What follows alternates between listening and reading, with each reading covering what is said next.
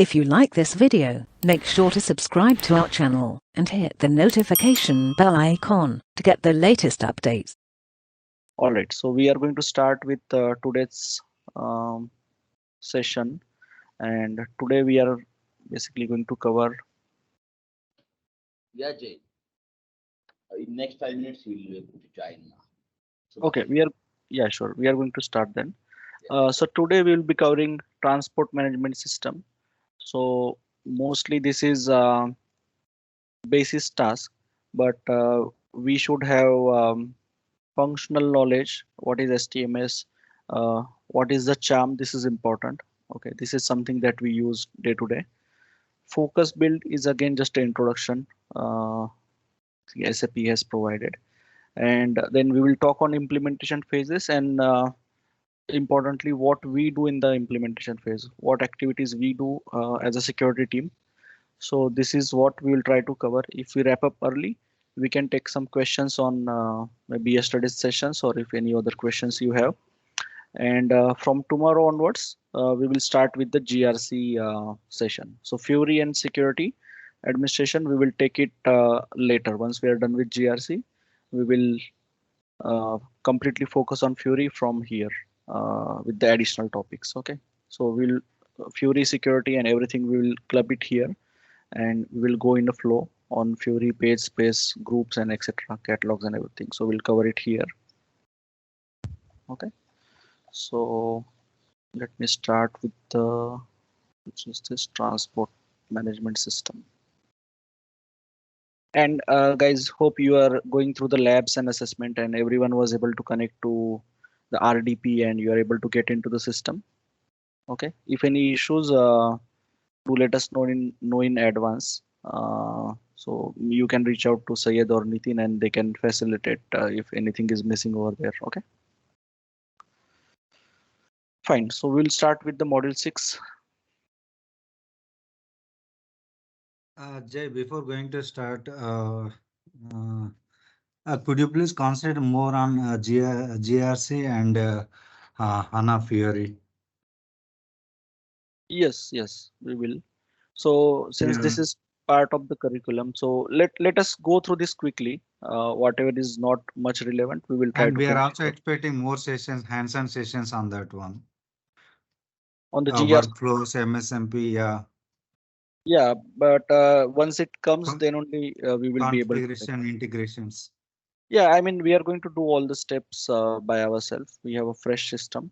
So I will do the configuration and you guys can also do the practice in the. Yeah, why? Because nowadays we are getting a lot of requirements on that one only.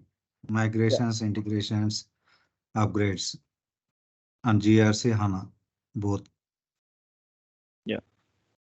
Yeah, thanks. Okay. So HANA is not part of this session, but yeah, GRC we are going to at go least through the Fury rules development, tiles developments. Fury is there. Troubleshooting. Yeah, I think there is some miscommunication. Let me just again show you the curriculum. Fury is there fully. If you see after we are done with GRC, like I was talking, we have here this additional topic. This is all Fury. Okay. Yeah, we will spend more time on this one, practical sessions. Yeah, this will be practical session. So I will show you creating the user catalog and everything, and you can do practice on this. So yeah, so this will be hands-on. Whatever 8 hours is there, this is hands-on. Okay. So okay, so yeah, so theoretical topics, let's quickly run through them. Okay, we'll try to finish this as soon as possible since this is part of the course. So we'll cover it. All right. So that's it then. Let's start with today's topic. So transport management system. Okay. Please read through this. This material is do not share this for this material with anyone unless you have the consent, and do not try to reproduce from here. Okay. All right. So agenda is STMS, a quick introduction and the configuration. Okay. So yeah. So as we know, STMS or basically transport management system is used to transport the changes from dev to quality, quality to production, and any other systems. So STMS is the transaction code that is used for change and transport organization. And basically this functionality is where one of the system will be basically defined as a transport controller, and there will be a transport route and transport group and landscape will be defined over there. So the transport controller basically can do the configuration of which all systems will be there and what will be the path, how the changes will transport from one system to other system. And there is some configuration steps that are high level provided here, but mainly this is all done by basis team. So what we have to understand here is a key terminologies, as I said, transport domain controller. So there is one of the system, and mostly it is a productive system that will be transport controller, okay, in the landscape. And basically the key thing is all the systems must have a unique name in a transport domain. So you cannot have one system with same name. It will not work. Okay. And the transport controller is where all the TMS configuration is maintained. And then whatever changes are done, it will be distributed to all the systems. Okay. So there is a transport group, which is like one or more system that share common transport directory, and transport domain, all the systems and routes, everything is defined. And then from the basically this is done by basis team. And then yeah, let's look at yeah. So this is where the STMS will look like when there is the domain is not configured. So this is how it will look like. And once they maintain which system is the transport domain controller, then it will look like this. And then here all the functionality is there. Like you can go and add more systems. You can define the path, how your transport will basically happen, what path it will take. Okay. So there are two type of routes basically. The transport route is created by administrator, and it is used to change. It is used to transport the similar kind of change into the landscape. Okay, so there are two type of route. One is consolidation. So consolidation is where basically from development to quality, the changes, the developments that are done, they are pushed from dev to quality, and deliveries from quality to production. So it can be quality to production, it can be quality to pre-production, or any other systems where you want to deliver the development changes that are done and send it to the live system or go live system. Okay. So transport layer is a group of similar kind of changes. Okay. The development object, class, category, package, which are logically same. Like usually you will see if you are creating any custom transaction related to security or any authorization object, you will create a package. Previously it was known as development class. You will create some package like Z security, Z development or something like that. And all the similar kind of changes, they are put into that kind of project, that kind of development class or package. And then they are send it through whenever we are transporting, we send it through there. Okay. So ideally each of the function will have their own packages. If something is related to HR, they can have some ZHR or something, and we can have our own package for security as well. Okay, so since this is a theoretical part, based on your request, I'm quickly moving on this. If you have any questions, let me know. But for us, what we need to do is basically the transport management, how technically, this is the technical way to transport the changes. And we will talk on solution manager charm, how actually it is done as a functionality. So in a bare minimum situation, like when you are just working on the project, and then that time there is no at such change management team who is taking control on what changes are going from dev to quality, what changes you are pushing into production. So in the project phase, basically we will use the TMS, raw TMS. We will just create a TR, go into development system, create a TR, capture your changes, release the TR, and then basis team will import into the next landscape. But when we are live, the change and basically all the changes that are deployed, there will be a company level strategy if they want to deploy all the changes once in a week, twice a week to production system. And then that is where all the like compliance parts comes into picture. So what changes you are transporting? Is it approved? Is it causing any negative impact on existing functionality? Did you test all the changes? So all those things will basically managed by we can use the solution manager charm functionality to track those changes. So I will quickly run through the charm. Before that, has anyone used charm? Hands-on experience. So STMS, I think Yes. we don't use the STMS, but we basically use the SE01 T code or SE03 to find out the TRs, which roles are there. So if you want, I can quickly show you. Maybe spend 5 minutes on that. Everyone is comfortable with creating a TR and releasing the TR and capturing your role changes and etc. Yes, Jay. Yes, Jay. Yes, Jay. Yes. You can explain that charm thing. Yeah, so we will move to the charm. Okay. So from technically from system side, what we'll do, like before charm, we create a TR. All our changes. There are two type of TR. One is workbench and one is customized. So our roles and etc. We will basically send it to the customizing request. And if we are making any SU24 changes, it will has to be workbench request. And if you are creating any custom T code or any custom authorization object, again it will go as a development in workbench request. Okay, so this is high level on as a TR, how to send it between different system or between different landscapes in a system. And we will talk on we'll talk on solution manager charm functionality now. So has anyone worked on charm? Yes, Jay. Yes. Because this is also a widely used tool for transport management. So we will talk on this. Okay, so charm change request management. This will be our topic. Please quickly go through this disclaimer.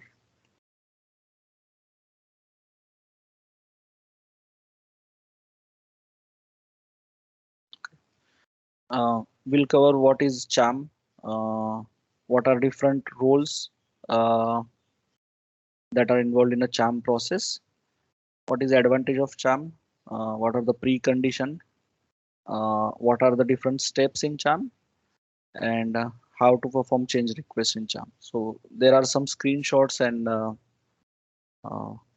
steps that are shown here. We will walk through them, but you can relate it to how it is configured in your project.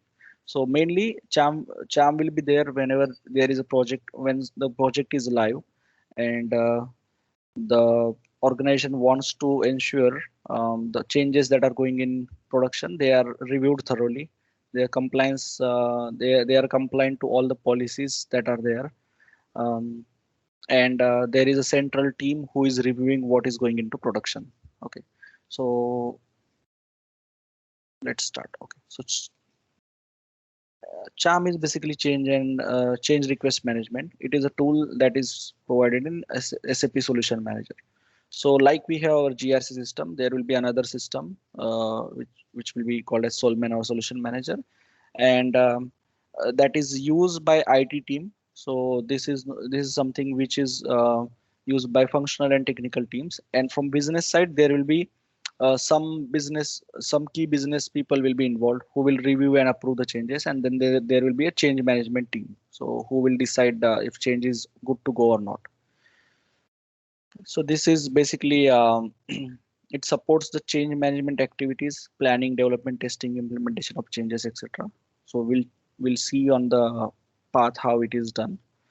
Okay. So main goal of charm is to help organization manage their changes in a controlled way. Okay. So control and consistent manner. So what does it mean? Like let's say two people are working on a security change. Okay, one person is following his own naming convention for TR, or he is creating a TR before making the changes later, asking for approval once his changes is already in quality, and then he's asking, can you approve this role change, or can you approve this authorization change? So that is where we don't have a basically we don't have a logs, or we don't have a sure short path that okay, this step of sequences as per company policy are followed or not. So that is where the charm will be helpful. It will ensure that all the changes are done in consistent manner. Um, they are following through the paths that are defined. Okay, and then it is reducing the risk of errors, and basically the quality of changes is improved. So in a way, whatever rule change you are doing, that is fine. But if you consider this whole process as a change, then the quality of overall change is improved. So you are going through a predefined steps, you are ensuring all the approvals or the testing, all the required documentation is completed. And then based on that, this change is reviewed properly. And in terms of auditing purpose also, that is good to go.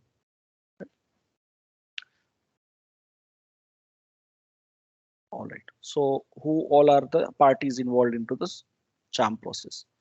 So there will be a requester. Okay, these are the main stakeholders who are involved in the charm.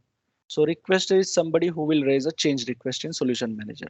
Okay, so this person can be a developer, or this person can be a person from business who is basically going into the solution manager and raising a request.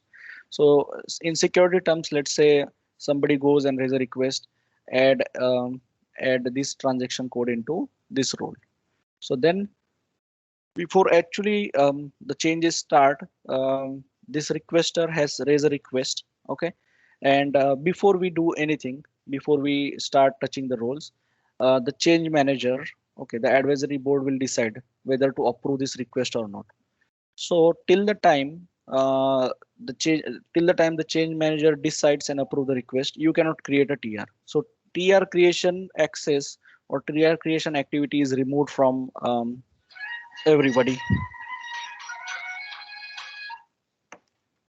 Okay, so you don't have access to create a TR, and that is not a process. So right now in project phase, we create ourselves or the TRs. Here the solution manager will take care of TR creation. So you as a requester or somebody submit a request, change manager is somebody who will review, yeah, if this change is approved or not. And then once the change is approved, developer come into picture. So developer is somebody who is a technical or functional consultant who actually will do that change. Okay, so he is responsible for making the changes, and he will basically take this change request and move it to the different phases, different life cycle phases. Okay, so after development is done, tester comes into picture. So this will be a testing team and functional consultant or end users who are actually doing the testing and attaching all the test documents to the change request. And IT operator is basically somebody who's responsible for the manual steps. Like this can be a group of people who are reviewing the request when you are flagging it for a production import.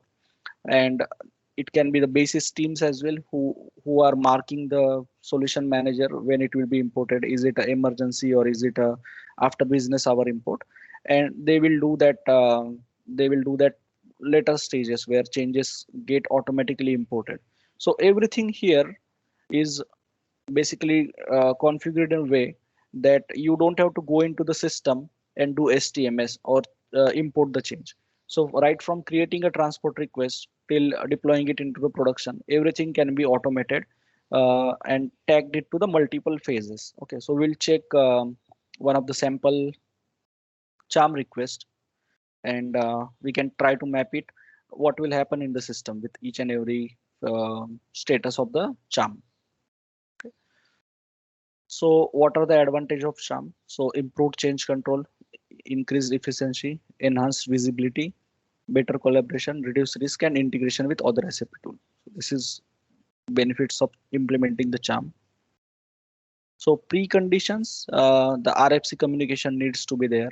So solution manager can connect with satellite systems, which all systems are there. STMS configuration. So we discussed in the last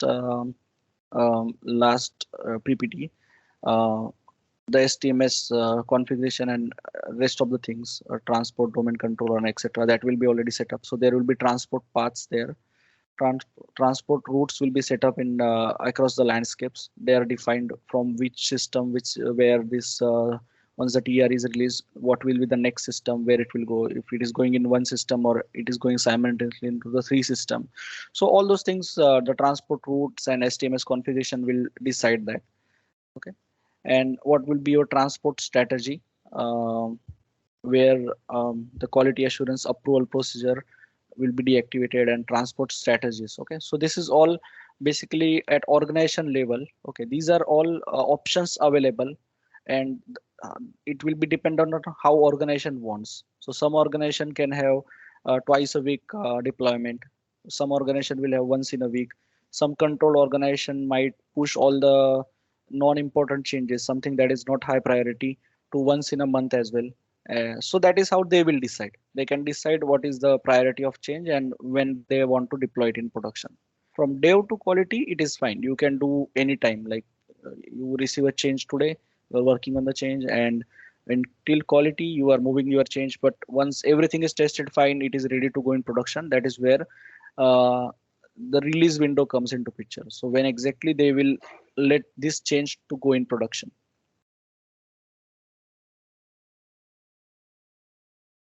Okay, so the steps for CHAM. Okay, so first step is change request creation. Somebody goes and put that request into the CHAM, that this is a change that is required. Then it will be reviewed and approved. So this is where somebody from business or somebody from respective department will come and review and authorize the change. Yeah, we want to do this change. Then the development team will do the development. So when you start the development, TR creation and etc will be done. You will have a TR number that will be flagged to the change that you are working in. And once you are done the development, you can move the status of CHAM to changes completed and transport to quality, or you can do the transport of copies. We will check on that. So then automatically TR release will happen and it will go into the next system. So quality assurance testing part, and you can put restrictions, what all kind of document are necessary to move to the next step. You can have multiple landscape connected to your system. So like GRC, for an example, if you are doing any GRC changes, that can also be tagged to solution manager. If you are doing any S4 or ECC changes, you have multiple landscape, you have BW landscape, so everything can be configured. So when you are creating a change request, that time you have option to select these changes for which system. If it is multiple system, you have to create multiple change documents, so that the TRs are tagged to that change document, and they flow through the life cycle of changes. Okay, release to the production and monitoring. So this is basically overall steps that are involved in the solution manager CHAM process. Okay, so from here we will see how actually it is done into the system. Okay, any questions till now?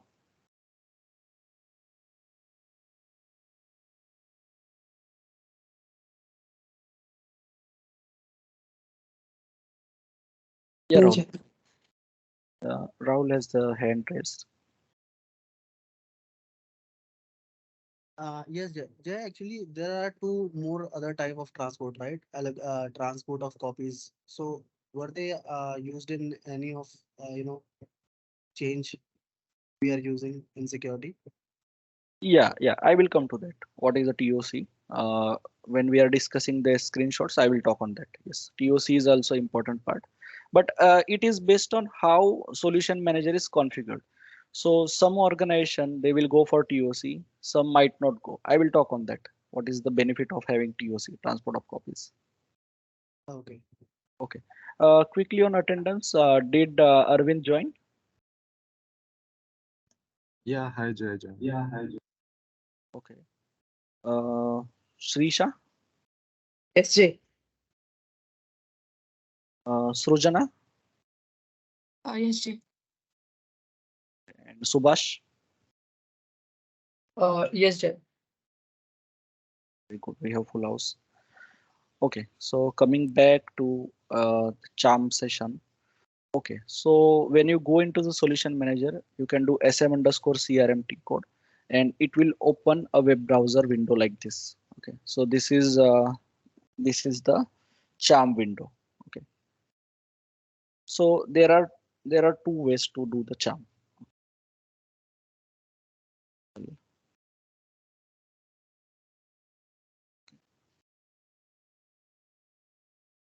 Okay, initially, if you see here, we have tried to capture it from request for change. Okay, so there is a RFC.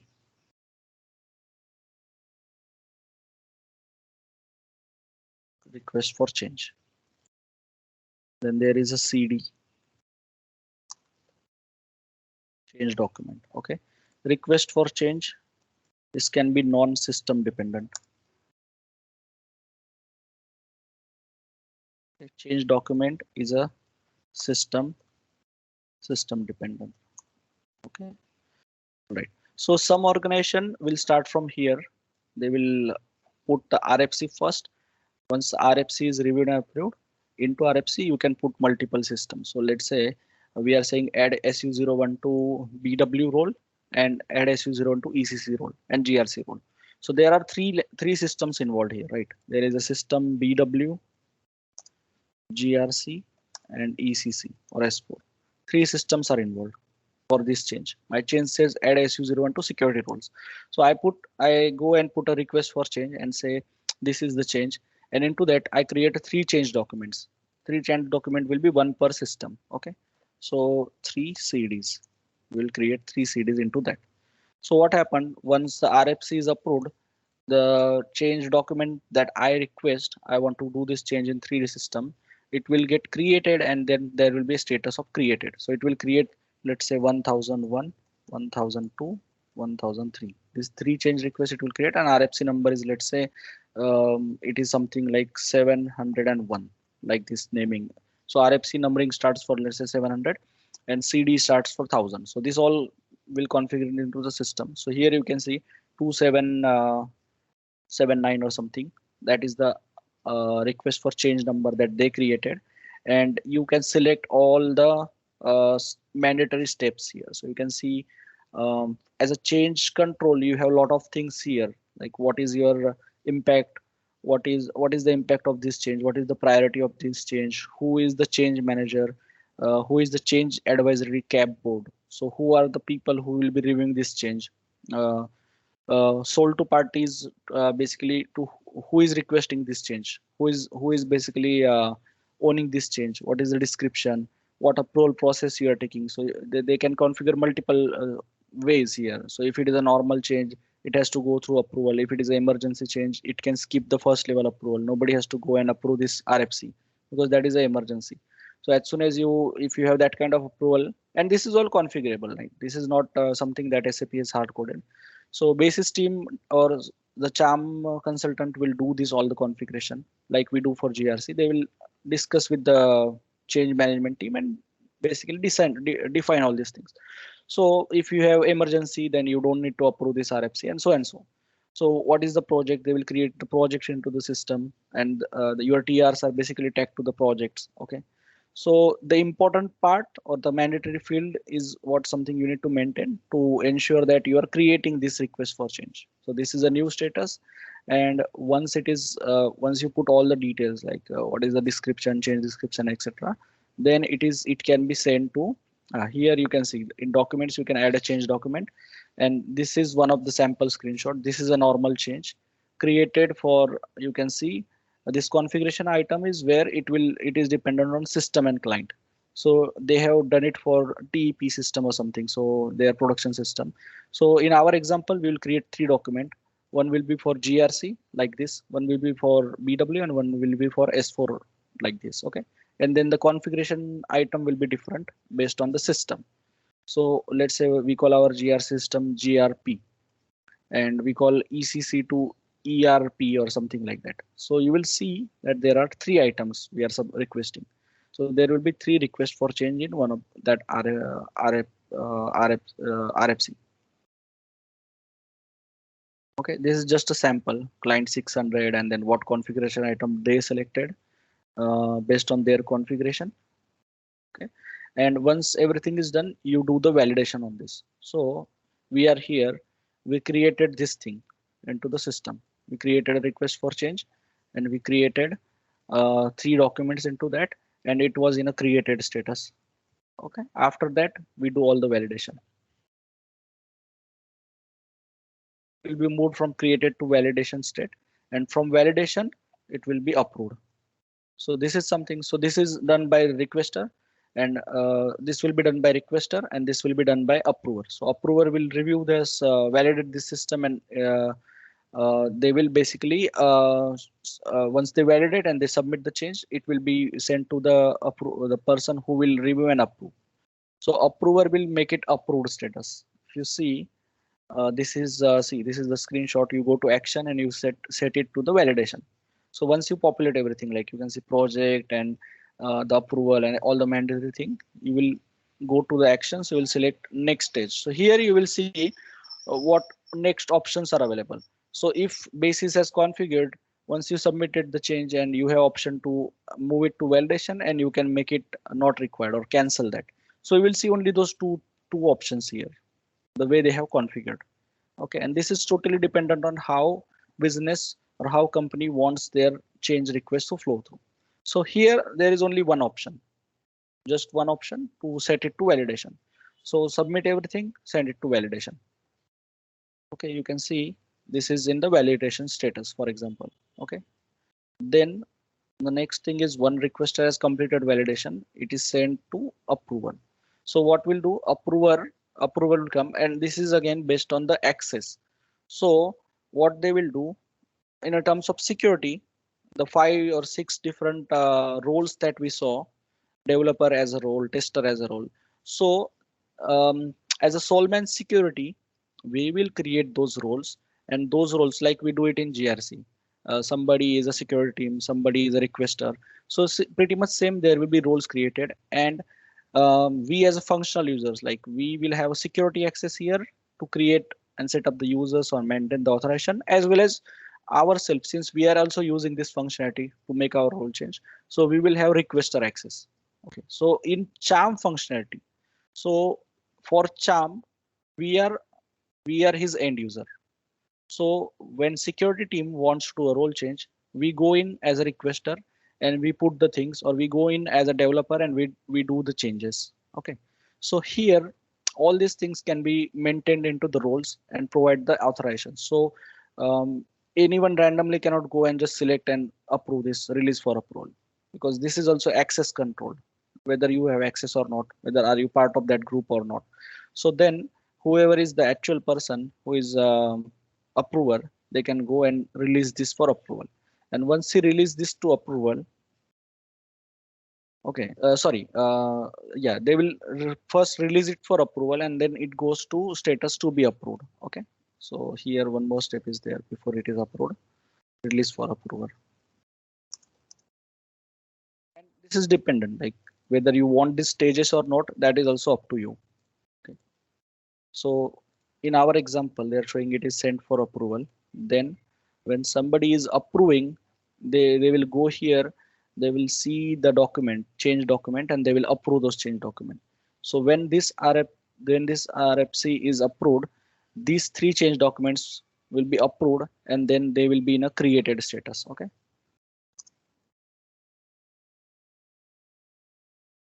right. So this is the change document. They go into drop down and they will say it is approved or rejected or not relevant. So they say approved. So once it is approved, the status will be approved, and you can see there is an option you can reset. See here they have provided option. Once it is approved, you can still set it back to validation. If something is missing, something was not properly done, your option set it back to validation, and from validation again same steps happen. So let's say you forgot to add another system, you want another CD here, and that is for solution manager itself, you forgot it. So you can send it back to validation and again do the same thing and set it for approval and get it approved, or you can set it for development. Okay, still now it is all happening in solution manager. We don't have a TR yet. We are not going into any satellite system and making any changes. We are just using the charm functionality till now. Okay, so after it is approved, is for development. Okay, so this this change is sent it to release for development, and you can see it will be status for this RFP will be being implemented. So when you do this thing, it will be being implemented. So this is what happens on RFC. Okay, it will move to the being implemented status. From here to here, it will go to being implemented. And what happens now? We are done with RFC. We don't have to do anything on RFC because it is being implemented. But these three changes, okay, everything is now done in these changes where we are doing actually on the systems. Okay, so this is all happening on this 701 request. Okay, so this is all happening here, and we have now got our three change documents. Okay,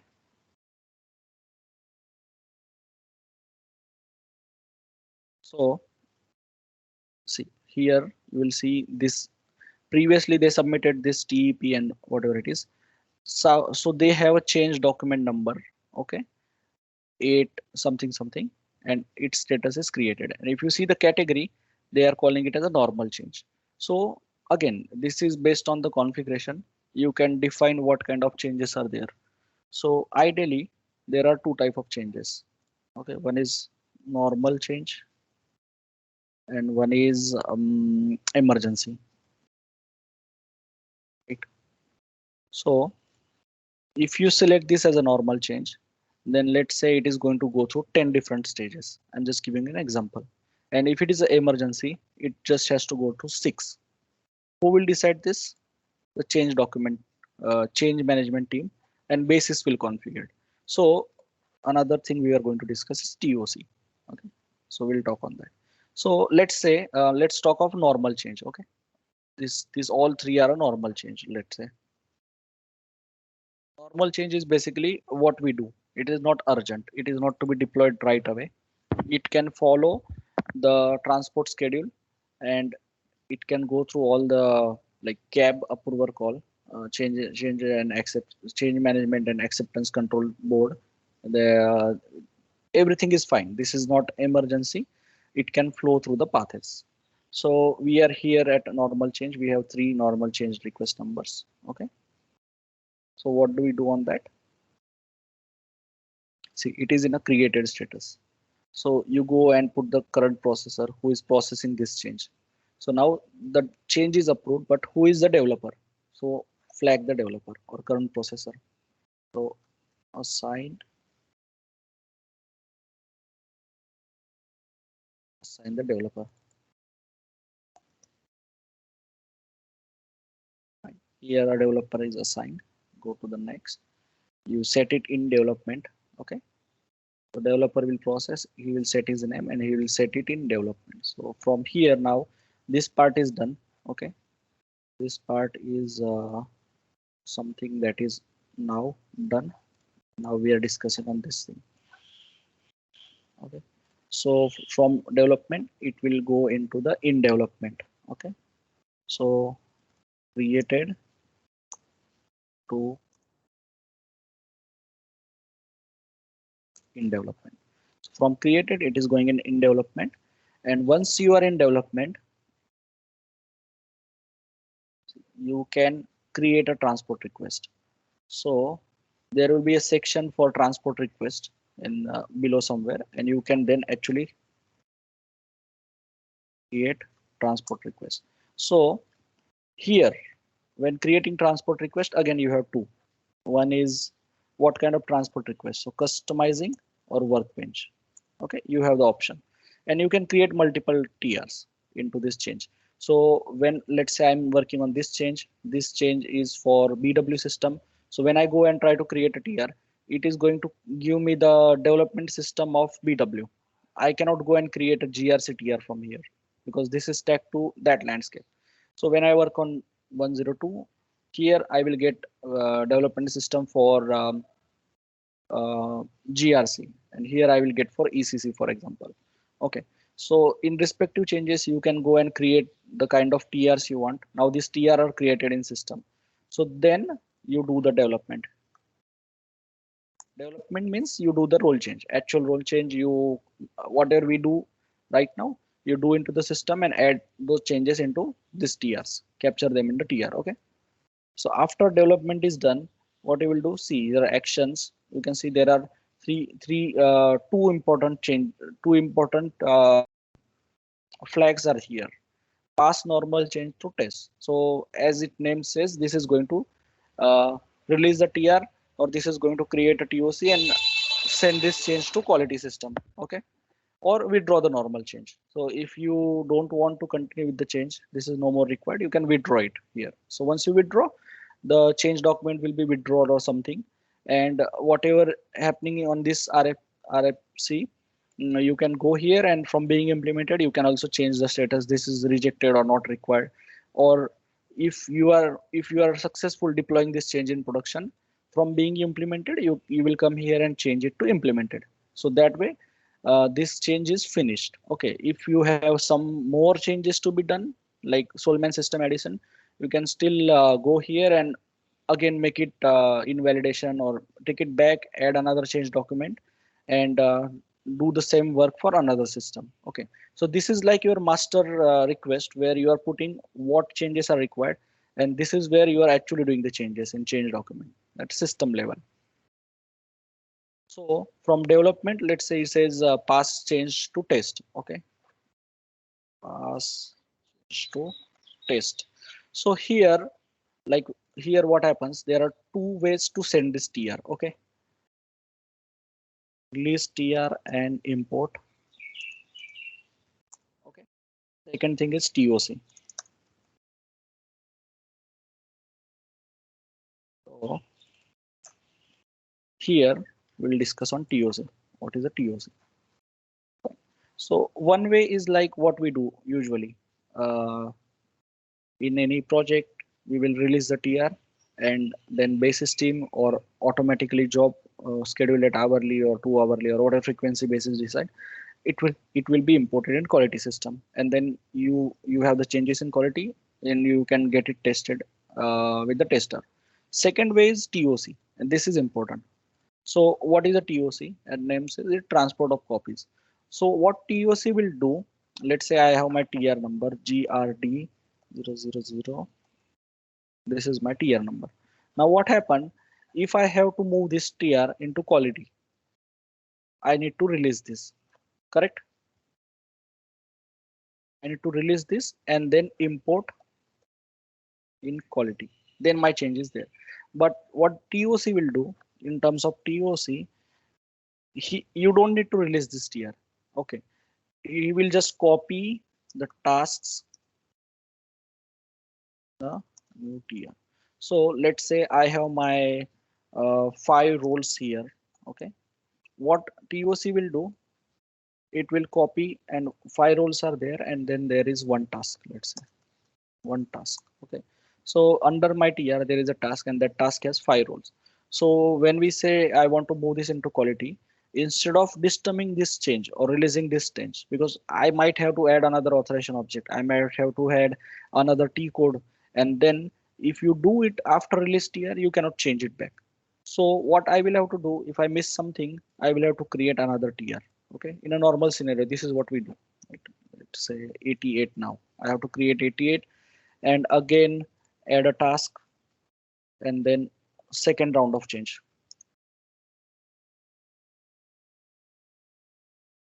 Adding an authorization object or whatever it is, something we figure out in testing S53 and we want to add again. In TOC, what he is going to do, copy this TR, okay, and totally it is a different number, something like this, okay, a different TR, and this is a TOC. So he will copy this thing, okay, this thing, and he is not going to release. So copy and release. So what he will do, this TR is exactly copied here, and this TR is released. So the benefit of this thing is later here in this scenario, I figure out, no, I have to add another S53. I have to add some missing authorization. So what will happen? I don't have to create a second TR and worry about the transport sequence and path. Like when this change is going into production, we will have to ensure base system is following a path. First this goes, then this goes, and then it creates dependencies and checks. So instead with TOC, what I will do, I will again do the same change here. Whatever I want to do in S53, I will do again here. I will create second TOC. What second TOC will do? Again, create something else like 454847, let's say. And this TR is my master TR. This is not changing. I'm just adding the changes here, creating a separate TOCs and sending this in quality. And this TR, sorry, this TR, yeah, this TR is not released yet. TR is still not released. So every time I make a change, I create a TOC. It will just copy everything in a new TR and release that TR, and this TR will be imported in quality. So as a change, all these TOCs does not matter. They are not going to be captured on a change here. So I'm happy, let's say after third iteration. So I created 3 TOCs. I'm happy with the changes. Everything is fine. Now we can do the actual release. So in your change, basically in your CD, all you have is only one TR, and you don't have to worry about sequencing. When you want to send it into production, everything is captured in this TR. The TOCs are fine, and if you are not using TOC, you might end up having 3 TRs. First, you created the role, added the T code. Second time, something was missing in S53. Let's say third time, again you have to add another T code. So in that case, there will be 3 TRs on your change document. With TOC help, there is only one. So this is something that you can propose if your project is not using already. And what is another benefit of having TOC? From this TR to release and go into quality, you will have to change your CD status. So your CD status, like we will see into the PPT next. Once you click pass change to test, after that, okay, it's not here for the changes. After that, let's say it has a status in quality, and then when testing is happening and you figure out no, this needs S53 object addition. So you will have to change your CD back to in development. Okay, because without, if you are not in development, you cannot create a TR. Your change is in quality and you cannot just create a TR. So again, send this back to in development, then create another TR, then make the changes, then again pass this change to quality, check that status. Again, it goes into quality. Again, testing happens. Again, something fails. Again, make it in development. In TOC case, all you need to do is your change is still in development. You are just creating a TOC. You hit the TOC. TOC goes into quality. You can once everything is fine, then you can release the actual TR. You can actually set up, move this change to quality, and then in one TR, all your changes are there. You don't need to go back and forth on this charm status, and from here you can flag it for the production approval. So when you make it production approval, you'll have, there are fields where the transport calendar will be there. Like let's say each Thursday release is available. So then you can choose, okay, I want to discuss this change in tomorrow's Thursday call. So you can put a date there. And when you go to the call where the business people and change control board is there, you can go and present your change. What is the impact? Why this change is there? All the documentation they can validate, and they can approve the change. And once they approve the change, then whatever time they have decided, like evening, let's say midnight, the deployment will happen. So the cab is happening on 15th, let's say, and they approve your change. Then 15th midnight, basis team will change the status of this your approved CDs to in production. So when they are in production, the this TR, in case of no TOC, you will 3 TRs will go in production.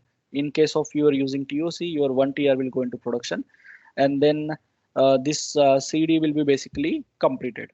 Once you complete all the CDs, you are being implemented RFC, you can make it as implemented, and then you close this whole process. The benefit is whatever mandatory documents, document names, everything they can configure in solution manager, that if you are moving from dev to quality, attach a document type of unit testing perform. So that is a must step. If you're trying to do and you're not attaching that document, let's say, then system won't allow you to move to the next stage. So your TR is not going to be released. You just attach a UT document. There is a document type, let's say UT, and you have to attach something. That is a must step. So that way you can ensure that the change process is thoroughly followed. So without attaching the document, you can go forward. When you are saying my change is tested and I want to represent in tomorrow's call, they will say, okay, attach these documents. So that is all configured. Attach a UT, attach a quality testing document, attach a business approval. So these three documents are necessary.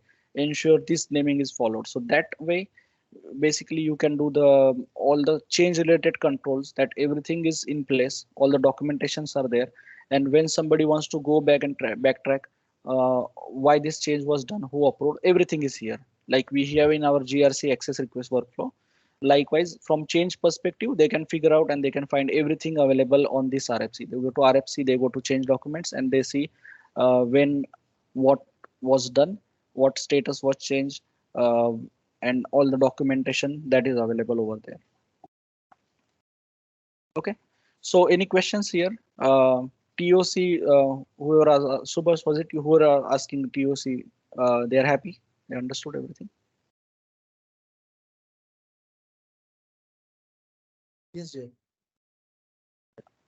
So this solution manager, if you are using, I mean, most of the projects will use, or if not, this is something mainly basis will do the configuration. There is a charm consultant, and unfortunately, all these decisions stays with the organization.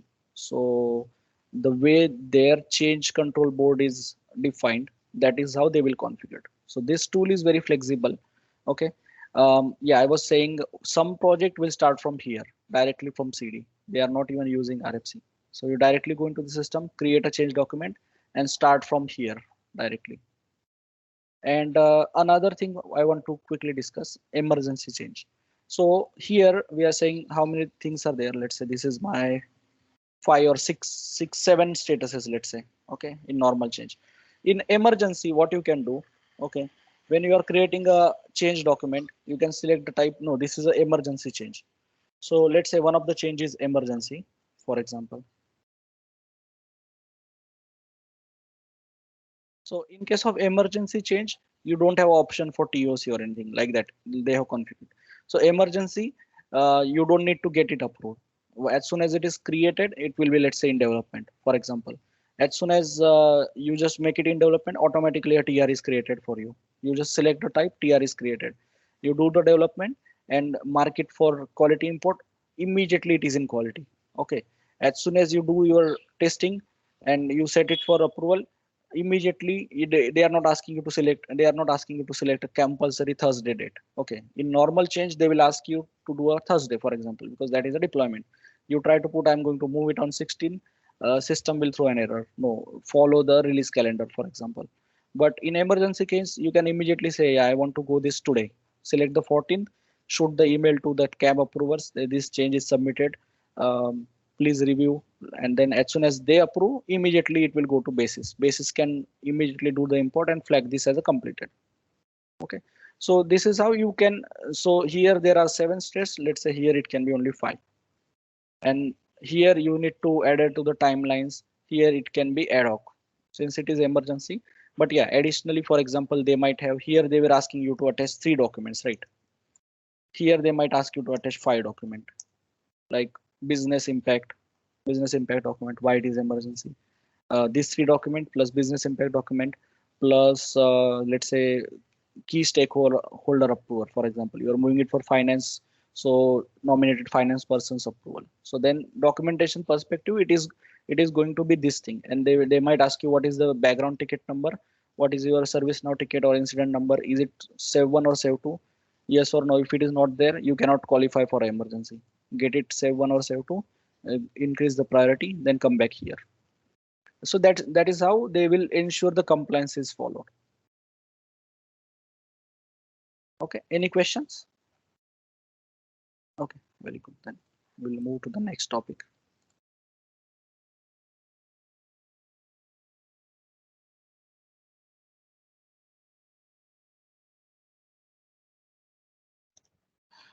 Hi Jay.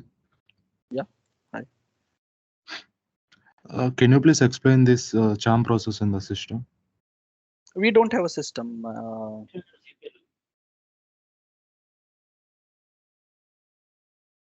So since our training is mainly focused on GRC, we have GRC and S4 system. So we will do the system configuration, etc. for those two systems. So charm is a high level introduction here, but as I said, this will be dependent on company to company, and all these configurations will be performed by basis team. Basis, or even in basis, like in security, we have a GRC consultant separate. So for basis also, they somebody expert in charm.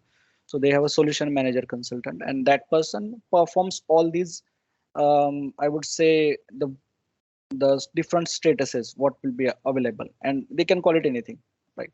So in development they can call it developing or anything, like in GRC we can do. So they will do all the settings, and we are here a end user. Okay, like in our workflow we decide, you submit a request, manager will approve. Okay, this is something as organization decided, and we will create that workflow. So when you are submitting your own request, that will also follow the same step. So now in this case, you are a requester, you are submitting your GRC, and then based on the configuration, it will flow through the stages. So pretty much same here. All we can do is just when they decide, okay, I want these 5 roles, my developer will have so and so access. I have a role for cab approval. So only those people can go and change the status from in quality to approved for production. So that is something that we do as a security team. Some authorization objects we will play, we will restrict the authorizations, but the flow and everything that basis team will do the configuration. So from created, whether I have an option to send it to validation or to and additionally to cancel it. So this is something that basis will decide the different phases of RFC and CD.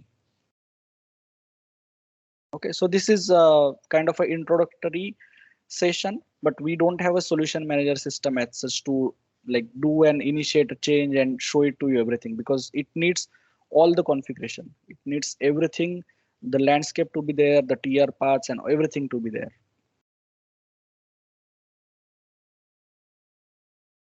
Okay. Arvind? Okay. Okay. Okay. Thank you. All right. So whoever is using charm already, they might relate this more because they must have seen all the screens already. Yeah, but they can see here. I try to cover all the maximum or possible scenarios, but not necessarily everyone will use these many statuses. Okay, it depends how they are deciding to use this. So we covered the transport management introduction, and yeah, charm and focus build also. This is something that we covered. Actually, it was not sure if it is needed or not, but we can spend a real quick 5 minutes. This is all introductory session. Also,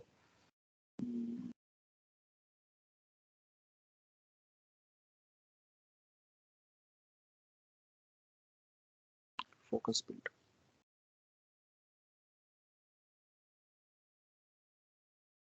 Okay, please read through.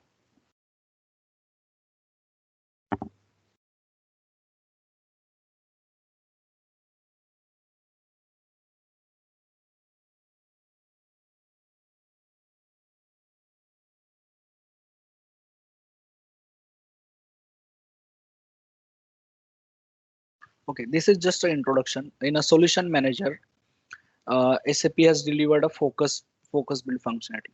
So what is does basically, that is a methodology tool set that is provided by SAP for S4 implementation. So if you are starting a journey where you are doing a S4 implementation, so instead of creating everything from scratch, like templates, testing documents, and all the business related functionalities, like so they are going to provide, so do the accelerated implementation. Basically, they provide the pre-configured content templates and whatever best practices are there. So this is something that SAP is providing with Solution Manager. Okay.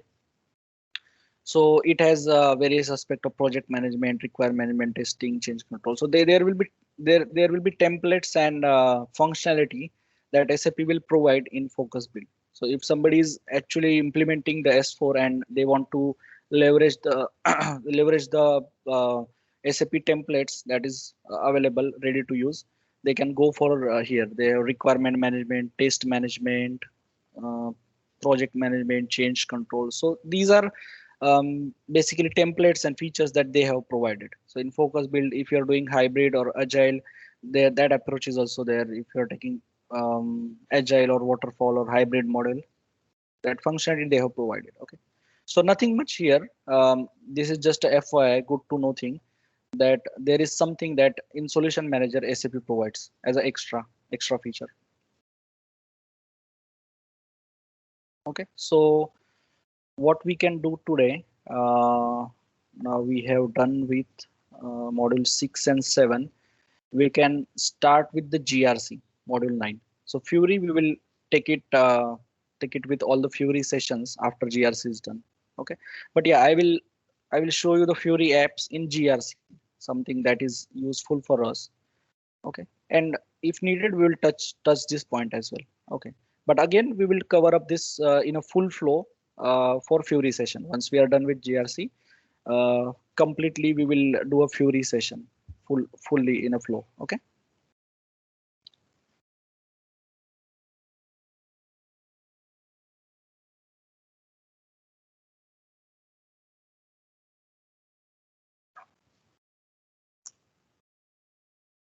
Fine. So any questions till now?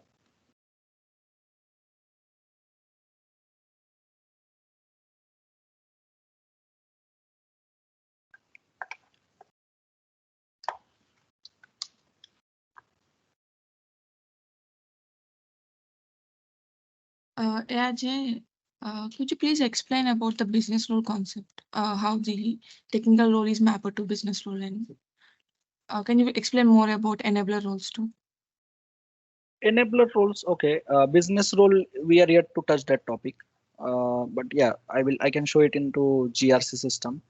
But let us start with the GRC sessions, and we can take that. So enabler roles. Yesterday we discussed on enabler roles. Let's see if I have saved yesterday's file. Okay, it is not there. So enabler role, we created an enabler role yesterday, right? I think we did it in.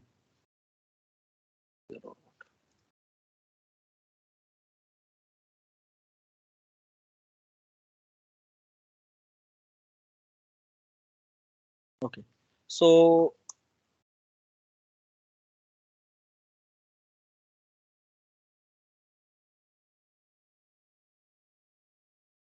ZD underscore scripting.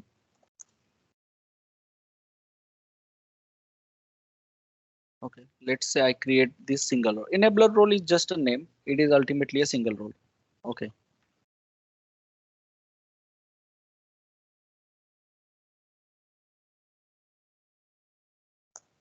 Okay, what I do, I just save this role. Okay, put some history. What is use of this? All those things. In menu, you don't add anything because this role is just enabling some functionality. Whatever T code I need to do scripting on, I will have access as part of my normal roles, be it composite role, be it business role, be it single role. But whatever position level roles we decide, like security consultant, basis team, development team, or anyone from business, the actual business roles, payment processor or whatever, account receivable, account payable, whatever roles we decide. So that access they already have. Now what we want to do on top of that, for limited person, I want to enable them scripting. Scripting in the sense, let's say this thing, this script record and playback. Now this is disabled. I want this thing to be enabled. So what we'll do, we don't have to create another set in the sense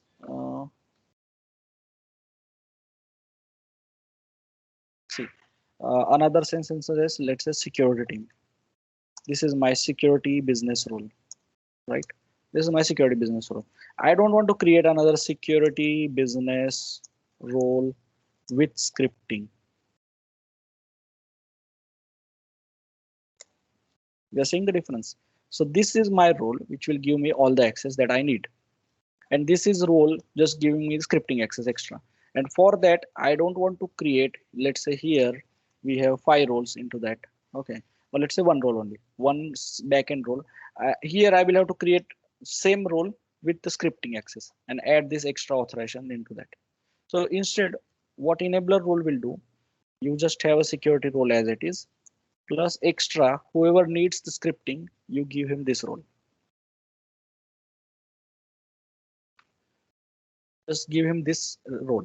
So this role is not going to have any transactions here. Okay. The enabler role, there is nothing like enabler role in the system that create an enabler role. You can still go and add a T code here. But what it is going to do, you will basically go here and you will add the absolute necessary objects or values that you are enabling them to. So here we will enable s_scr, for example. So here we are going to let them have the GUI scripting access. That's it. Another use case, let's say you have a table display role, for example, and then there are some critical tables like HR table or some very highly sensitive tables where you have some, let's say, credit card information or health information. So you are not adding those tables in any of the role, let's say. Okay. All the custom roles, none of the role is giving access to that, not even for firefighter. And you create an enable role, let's say Z or something underscore HR tables or anything, you can name it anything. Okay, restricted table access. And then whoever needs to access those tables, he has SA16 and everything from his access. All you need to do is, okay, this person needs to have this access, just top it up with the table display access, restricted table display access.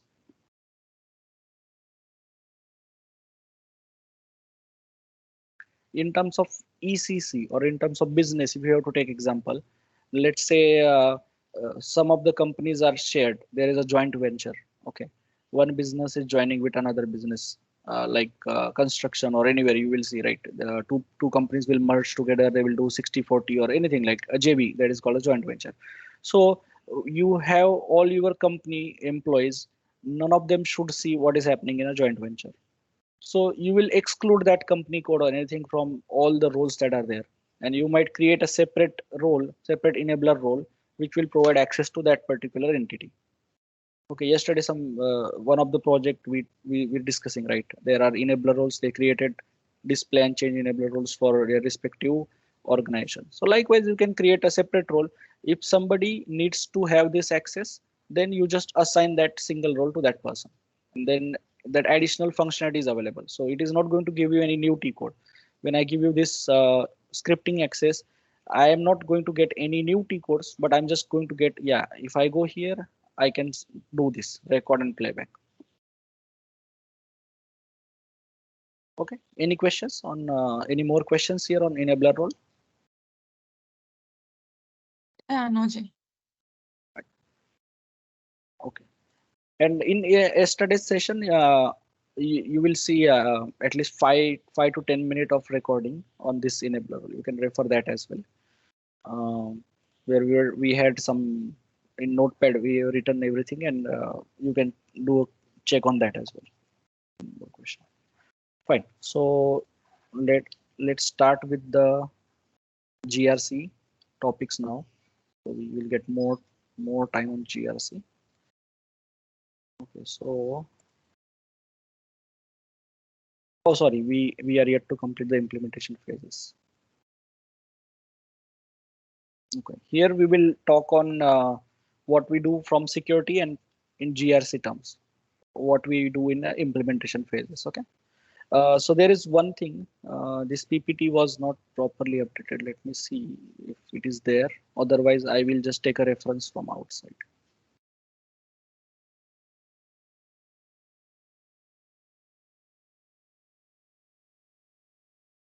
Yeah, I think this is not properly updated. So I will ask the team to update the appropriate version of this PPT. But for now, we will just discuss. We'll discuss the activities. What are the activities and what is there? Okay. Please go through the disclaimer once again.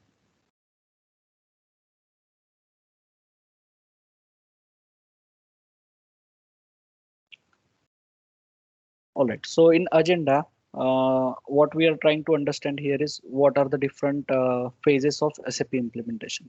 Okay, in terms of security, in terms of GRC implementation. Okay. All right. So these are the implementation phases. Okay. You can see 5, you can see 7 sometime. Okay. But anyways, we'll discuss what they are and what exactly do we have to do or plan the activities into the particular phases of implementation. Okay.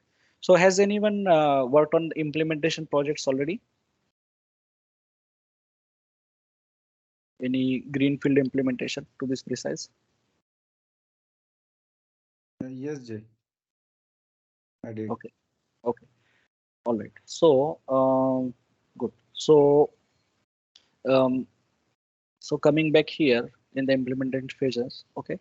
Uh, any project basically, even before implementation starts, even before this, there is some pre-sale work to be done. Pre-sale work in the sense the organization decides, yeah, I want to go ahead and implement ERP software, let's say, or I want to move ahead from my current software and I want to go to another software. It can be anything. It can be SAP or it can be. So they are looking for some value addition. Okay. Nobody will just go for some fancy software just because it is expensive or it is or somebody is freely distributing that software and it is not adding any real value to the business. So what anyone who is sponsoring this project will look into it is what is the dollar value that I'm going back. Okay, if I spend let's say 100 million on this project, when do I get that value back? Is it 2 years I'm going to recover that value as a benefit because new streamlined process, let's say it is going to reduce the waste or it is increasing the productivity or something good is happening, it is increasing the revenue, and that is why I'm getting my money back in next 2 to 3 years, and then I have benefits out of this implementation. So that will happen before the project is finalized. So let's say the project is finalized and we are starting here the project preparation phase. The very first phase will be project preparation, where they will decide who is going to participate into the project, what will be the timeline, when this project will start, what will be the budget, how many team members will be involved, when will be the go live, when we are planning to close this and transition to actual use. Okay. So all these activities will happen in project preparation. From security and GRC side, to be frank, we don't have much work here. We are not involved into the project preparation part. Once they decide the timeline, everything, yeah, what we can do is basically when the project plan or anything comes to you as a pre-sale work or as a preparation work, um, the security lead or GRC lead will look at the requirement, okay, understand the scope of the project and do some estimation. So how many resources will be needed, uh, when I want to onboard a person, when I can let go the person. So like a project, it won't have, let's say, 5, we are seeing the peak size of 5 team members. So it is not going to be there like day one all 5 team members are there and till go live all 5 people are sitting there. So it will be like, okay, on the first phase I want a lead to be there who will do the discussions, who will understand the scope. So I have, let's say, one person onboarding the project on first month, and then after 2 months I want another person. After 3-4 months when development is starting, I want 2 more people to do the hands-on work, do the customization or do the role creation or value update and everything. Okay. And then after testing is happening, in the testing, I want my full team to support any defects and all these things. Support the functional teams, take the new requirements, do the role changes, get it tested. And once we are moving towards go live, I can offboard 1 or 2 people. And once we are live, I can offboard another 2 people. And once project is settled, all project team members can go. So they can go or they can go to the support team, right? So that is how the overall project planning or estimation from security side or from any team side will happen. Okay. But in project preparation, you come here, I think this is updated. So this is initial planning and preparation for SAP implementation project. Uh, they will define the key goals and objective, what they are trying to implement, who are the stakeholders, okay, who will check, who will decide from business side how the project is going, is it going correct, is it going in correct direction, are we move okay to move from this stage to this stage. So it cannot be a date like in July I will just move from 1 to 2. So every phase exit, there will be reviews happen, and then they will be okay. Yeah, we are at that stage where we can move to the next phase of project. Right? So the high level project spanning, demand, timeline, and budgeting will happen here. Okay. Okay. So next one is blueprint. Okay. So in project preparation from security and GRC side, we don't have much. Okay. Maximum we can do the project planning. When I want to have the resources, how much resources we want. And again, that is also done. Some of this part is also done in pre-sale work, where the client comes to you and you basically quote for them. Okay, how much resources will be needed, and that is basically full project estimation. So it is so they will reach out to the security team or security experts to get the estimation done based on the project scope of work, and then there will be a dollar amount value for full project from that organization. And then if client is okay to go ahead with the particular vendor, then the project preparation and everything from here it will start after the project is confirmed that it is coming to this company, and when it is starting, all those things will happen in project preparation. Okay, then next phase is blueprint. So blueprint is basically kind of you work closely with the business users, okay, to gather the detailed requirement. So now this is talking in terms of overall project planning. So for example, supply chain team or material management team, they sit together with the business people who are actually doing the material management. Okay, and they will understand the detailed requirement. What are the current business processes, and they will blueprint what will be the target or what will be the future process. Okay, so then let's say they are using any other system which is not SAP, or they are using SAP, older SAP, or they're not leveraging all the functionality that is there. So they will do a blueprinting. Okay, each and every team member will conduct the workshop. Okay, workshops and interviews, and then process walkthrough will happen, and they will try to get the understanding of how currently business is happening and what will be the target business processes. So here, security team's involvement as a security consultant, security team involvement is to attend the workshop, and that too not full-fledged team is onboarded here. So security lead, basically whoever is onshore, and they can join the workshop with the security agenda. Okay, they can go there and tell them, okay, from security side we will be looking for a role matrix or whatever you finalize, which T codes and what you will do. You can go and explain them your role types. Okay, single role, composite role, so that the person who are going to give you the role matrix, they understand the security, what they have to work on, and how we are looking for that information. From GRC's perspective, in blueprinting, there is nothing much yet. But yeah, what you can do is you can scope for the systems that will be connected, what all GRC modules you are trying to activate, access control. So how much complicated access control will be, how many workflows you are trying to target. So these initial discussions you can start. Okay. So from security side, the role matrix is important, and let these people understand that how we want the security requirements. And from GRC side, you can initiate a conversation on workflows and systems to be connected to GRC, what all functionality will be implemented. You can initiate a discussion, but it will be too early, but you can have a discussion starting.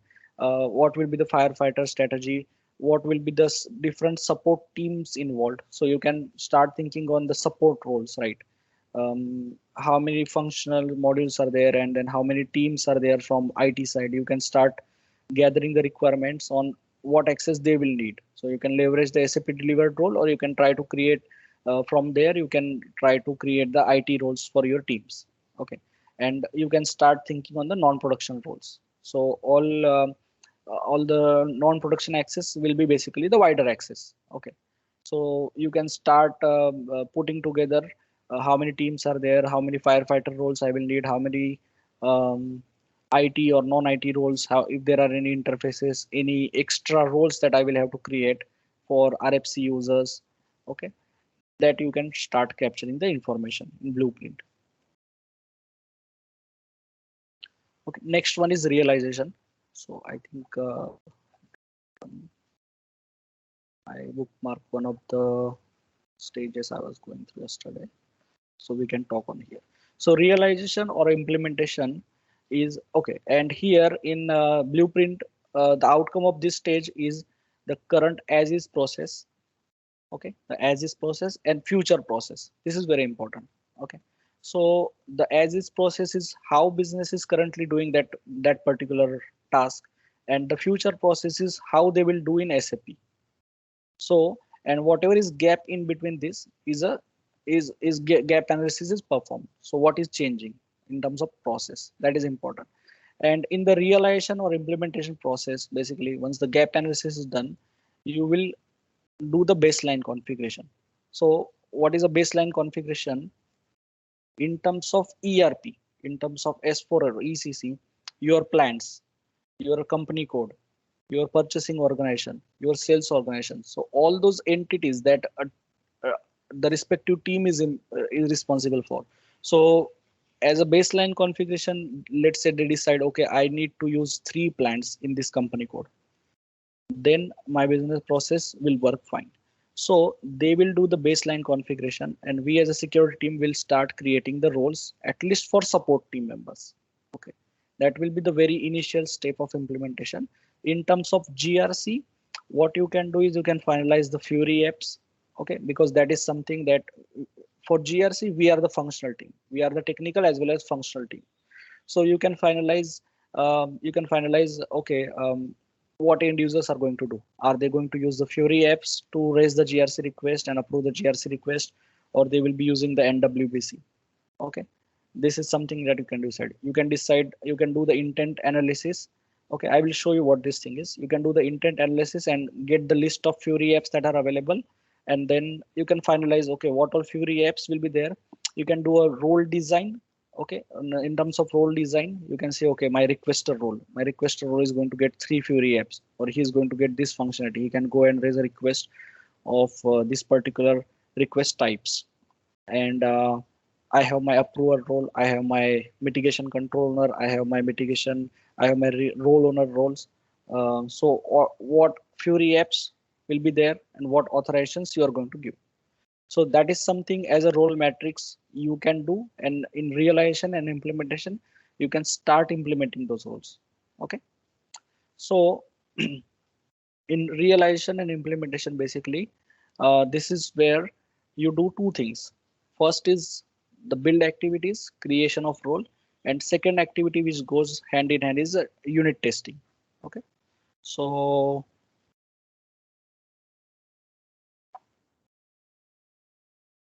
here.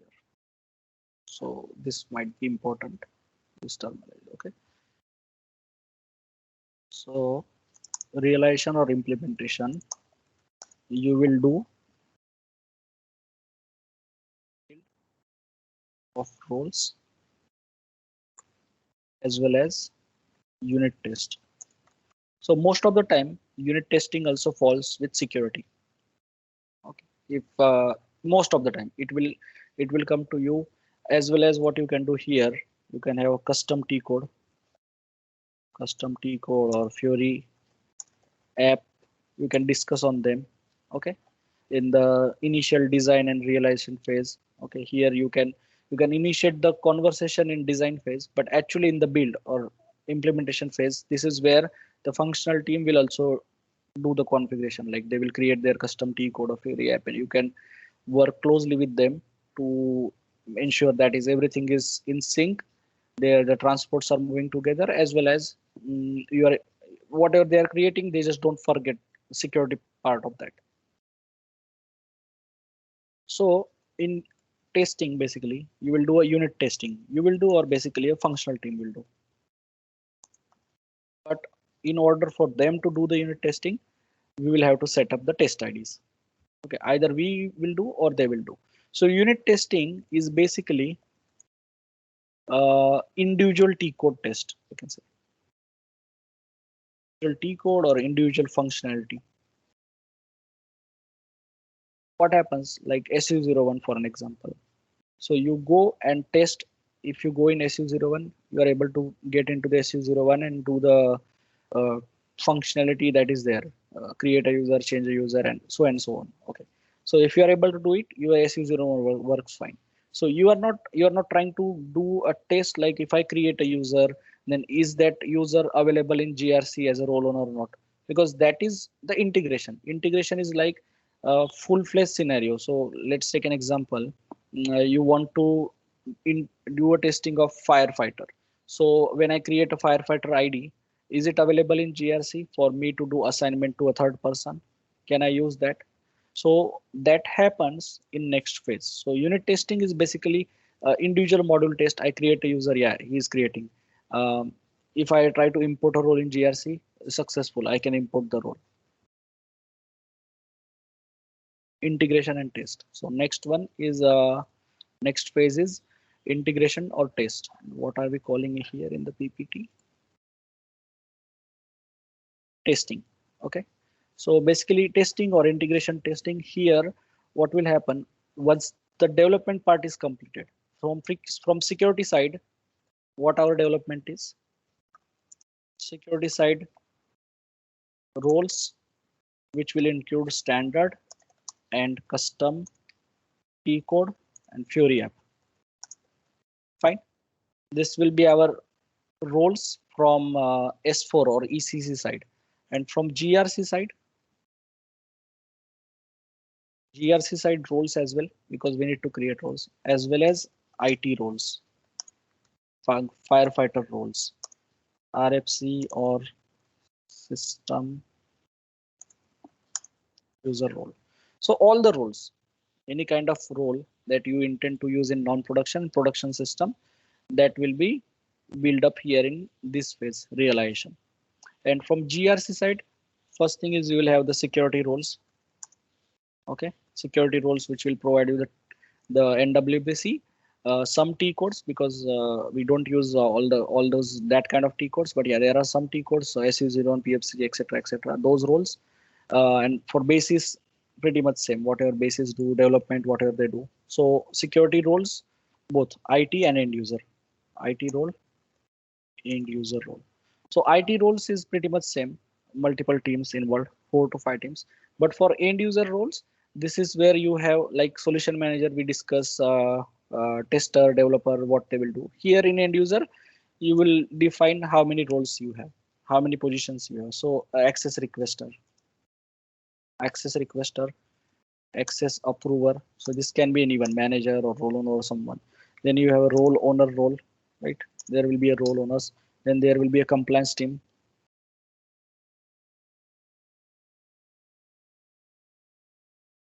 There will be a compliance team. Then there will be a GRC admin team. Okay. Then okay, what all is there? Role owner, compliance team, security team or GRC admin team, we can call them. Security or GRC team. Then you have your firefighter owners, firefighter controller. Okay. Firefighter controller. Then auditor. Likewise. So these will be your end user roles. Okay, these are the parties who are actually involved in using the GRC functionality, right? Then what you can do, you can build the workflow, build the FF functionality, FF or EAM. Will do the AFF. You will do the configurations required.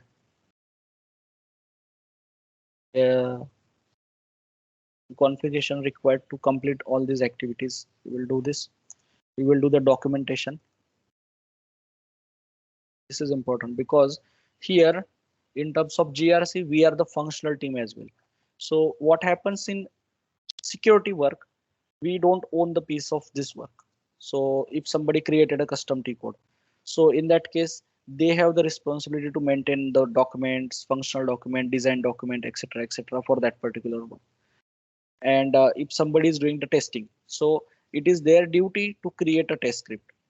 We hand over them the test ID and they will do the testing up to their satisfaction level. So like yesterday's example, ME53N.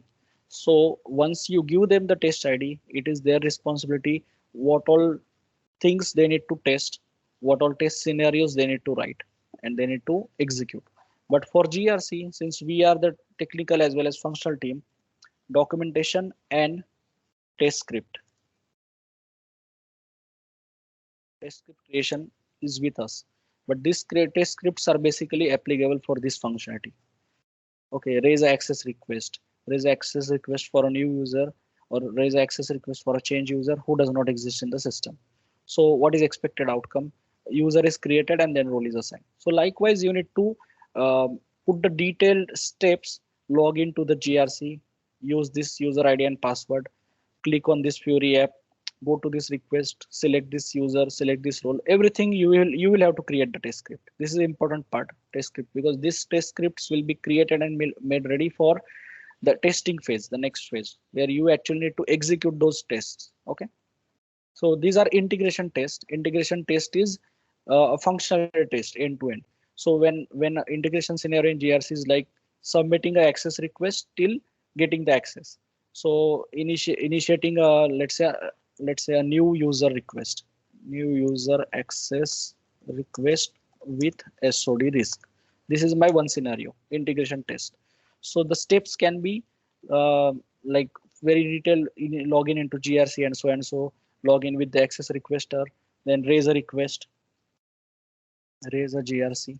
Okay, then outcome, everything like detailed step. Imagine everything that we do, that will be a step 1 2 3 4 5 and then as a result you have a GRC request number submitted. So request number 1005 is submitted. Then second step is login with approver. Okay, then what manager will do? All the steps, he approves the GRC request. The next step is login as a security team, mitigate the user, and then auto provisioning happen. And then last step will be validate into system, validate into connector system, and see user is created correctly. So this becomes a one test scenario. We will have to create such test scripts for all the GRC functionality testing, right from the access, different type of access request. So you have multiple systems. So access request where you have two systems, you have a risk, you don't have a risk. Then for firefighter module, same. For role management, for business role, again here we will do the role import, business role setup. Okay, and then documentation is also important. You will have to do a config documentation on this, all the things that are done. Okay, so when you basically configure the workflow, what are different type of requests available, what are workflows available, everything will be documented, because this documentation is also handed over to the support team for future after go live. So documentation is important, and test script creation will happen parallelly. And again, here one more responsibility lies with us, the unit testing. So unit testing of GRC changes. And in GRC, we don't have any such unit testing as such. So it will be the workflow and everything are working fine. And from roles side, it is pretty much what security team or we basically do for other roles, like start the T code and see it is starting. That is a unit test scenario. Start the custom T code and ensure it is working fine. There is no authorization errors. Okay, any questions here? What all things we need to discuss and what all things we need to basically build or implement in realization phase? Another thing will be SOD rule set. So SOD rule set, you need to have the rule set upload, and I mean this is all covered. These are all subtopics, but this will all needs to be done to ensure that these things work fine. So access request with the SOD. So for that SOD upload and all the steps we'll go through. I also have a checklist that I can share with you for a fresh GRC implementation. What all things are absolute necessary? That checklist will help you basically to troubleshoot any issues as well, because now the system that we are going to work on, that is a fresh implementation. So all the steps that are there, I have done some of those steps because it is a time consuming activity, but I will walk you over that. And I have maintained a checklist. So we will go through that checklist. We will do all the steps ourselves. Whatever I done, I will do it again in front of you. Okay. So all these steps are done. SOD rule set, any changes, work with compliance team, everything basically whatever steps you see here, they will be completed in design phase. So once you are out of design, you are in testing phase. So in testing, integration test. So integration test is like here you are testing individual T code.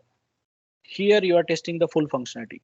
So full functionality in the sense, if we take a business example, right from creating a purchase requisition till the time the purchase requisition is approved, it is converted to a purchase order, and a purchase order is sent to the uh, a vendor. Okay, so that is an end-to-end scenario.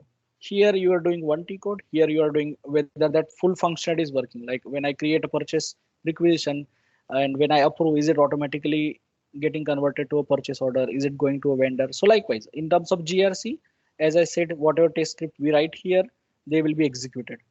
Okay, so basically, if somebody is writing the test script, we will ensure or we will assume that second person will do the testing. So security and GRC, we will do it like that. So since we are the one who are doing the configuration, so that person will be a developer. We will ask another person to write the test script and create the test data. And we can ask third person to actually execute these test scripts. And it can be, this can be done by business as well here, test script execution. Okay.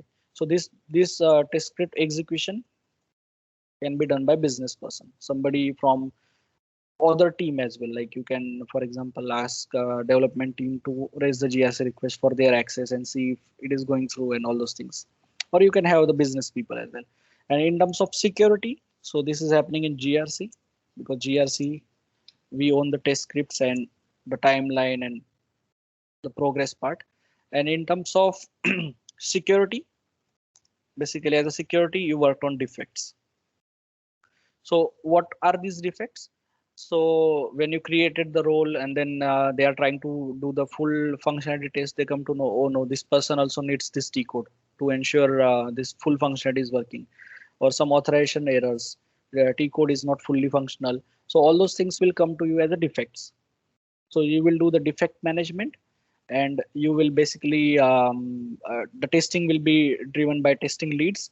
They will do the follow-ups. They will have the test plan. How many test scripts are there? How many test scripts they are targeting daily to finish, and they will do the follow-up with the testers. They will have the plan, and as and when tester will execute the test script, if they are stuck somewhere, they will raise the defect. And if it is a security or authorization issue, it will come to security team. The security team then will flow through the defect management phases, fix the defect, and since this is a quality system, so you will fix in development, move it to the quality, and send the defect back to the tester for testing. If he is happy with the testing, he can conclude that he can close the defect and conclude his test scripts and finish the test script. Okay, so everything, like again, there are specialized tool. HPQC is one of them. There are tools that will be used here to manage the defects, and from basically when they are satisfied with the defect progress and they ensure like all the test scripts, all the critical test scripts are executed, and whatever defects are there, they are not high priority defect, then they can think of moving to the next phase of the project management, where they can do the preparation.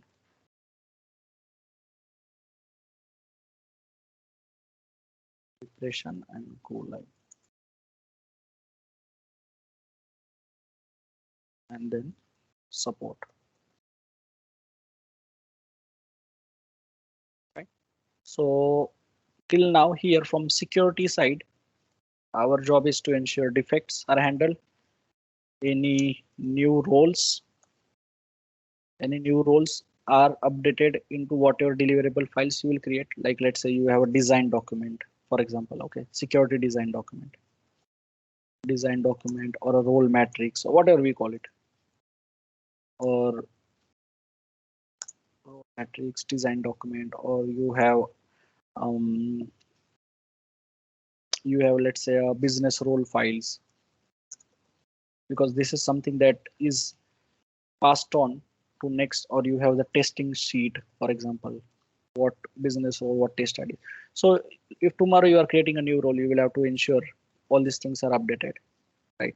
Same goes with GRC. If you are doing any, new configuration, okay. So any new configuration or change in the config is documented back to this documentation part. This documentation is there, and as well as here, what you can do is you can actually start discussing the master data.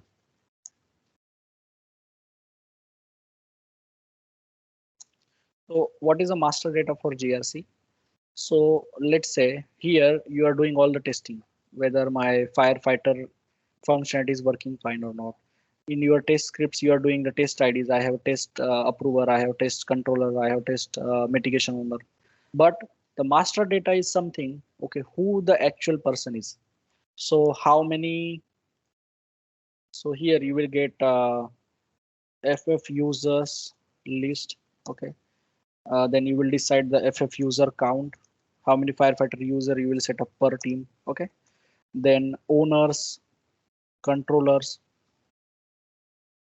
owner, controller, then role owner, and any audit team, compliance team, or SOD team, who will do the SOD risk. So this is master data. So from roles perspective, whatever you are creating in security, that will go as a roles. Then how many business roles, and then one part is roles. You import the roles and make ready the business roles. Second part is the approvers, who will be the approver for those roles. Third part is the firefighters, how many firefighter IDs are required. If you want to do any pre-assignment of firefighter IDs for your cutover and go live. So those discussion, this master data is very important. So you need to start discussing the master data, finalize the date by when you will get the master data, as well as from security side. Basically, you need to get user to role mapping. So user to role mapping is how many users are going live. Okay. So from security perspective, there are 500 people who will be going live.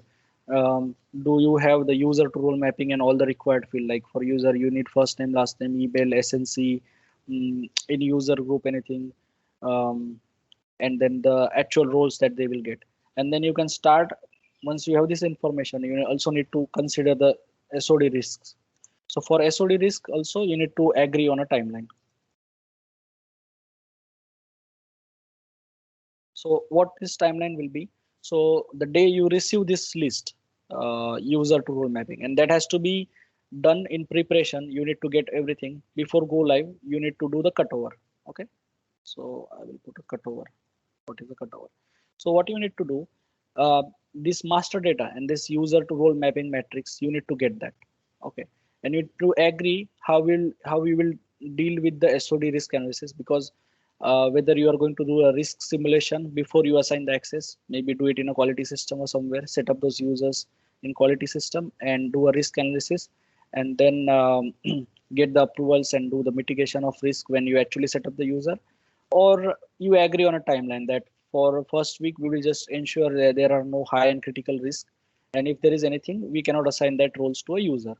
So what happens basically, after you do this thing, there will be many risks which will come because of the combination of roles that are there, a user getting 2 or 3 roles. So you need to do the cleanup part as well later. Okay, maybe after go live, you need to do the you need to do the cleanup part, as well as it can invoke role removals from a user, or it can be a T code shifting, like remove this T code from this role or create a new role with this T code and assign it to existing people. So likewise, basically that will happen in go live support and hypercare.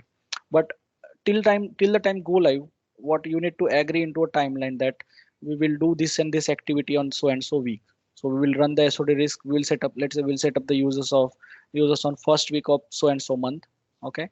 third week is a go live, let's say. So first week we'll do the user setup, second week we will do the SOD risk simulation or risk analysis on the users and share the results, and whatever risks are approved, we'll do the mitigation. That will ensure the go live is successful, user have the access.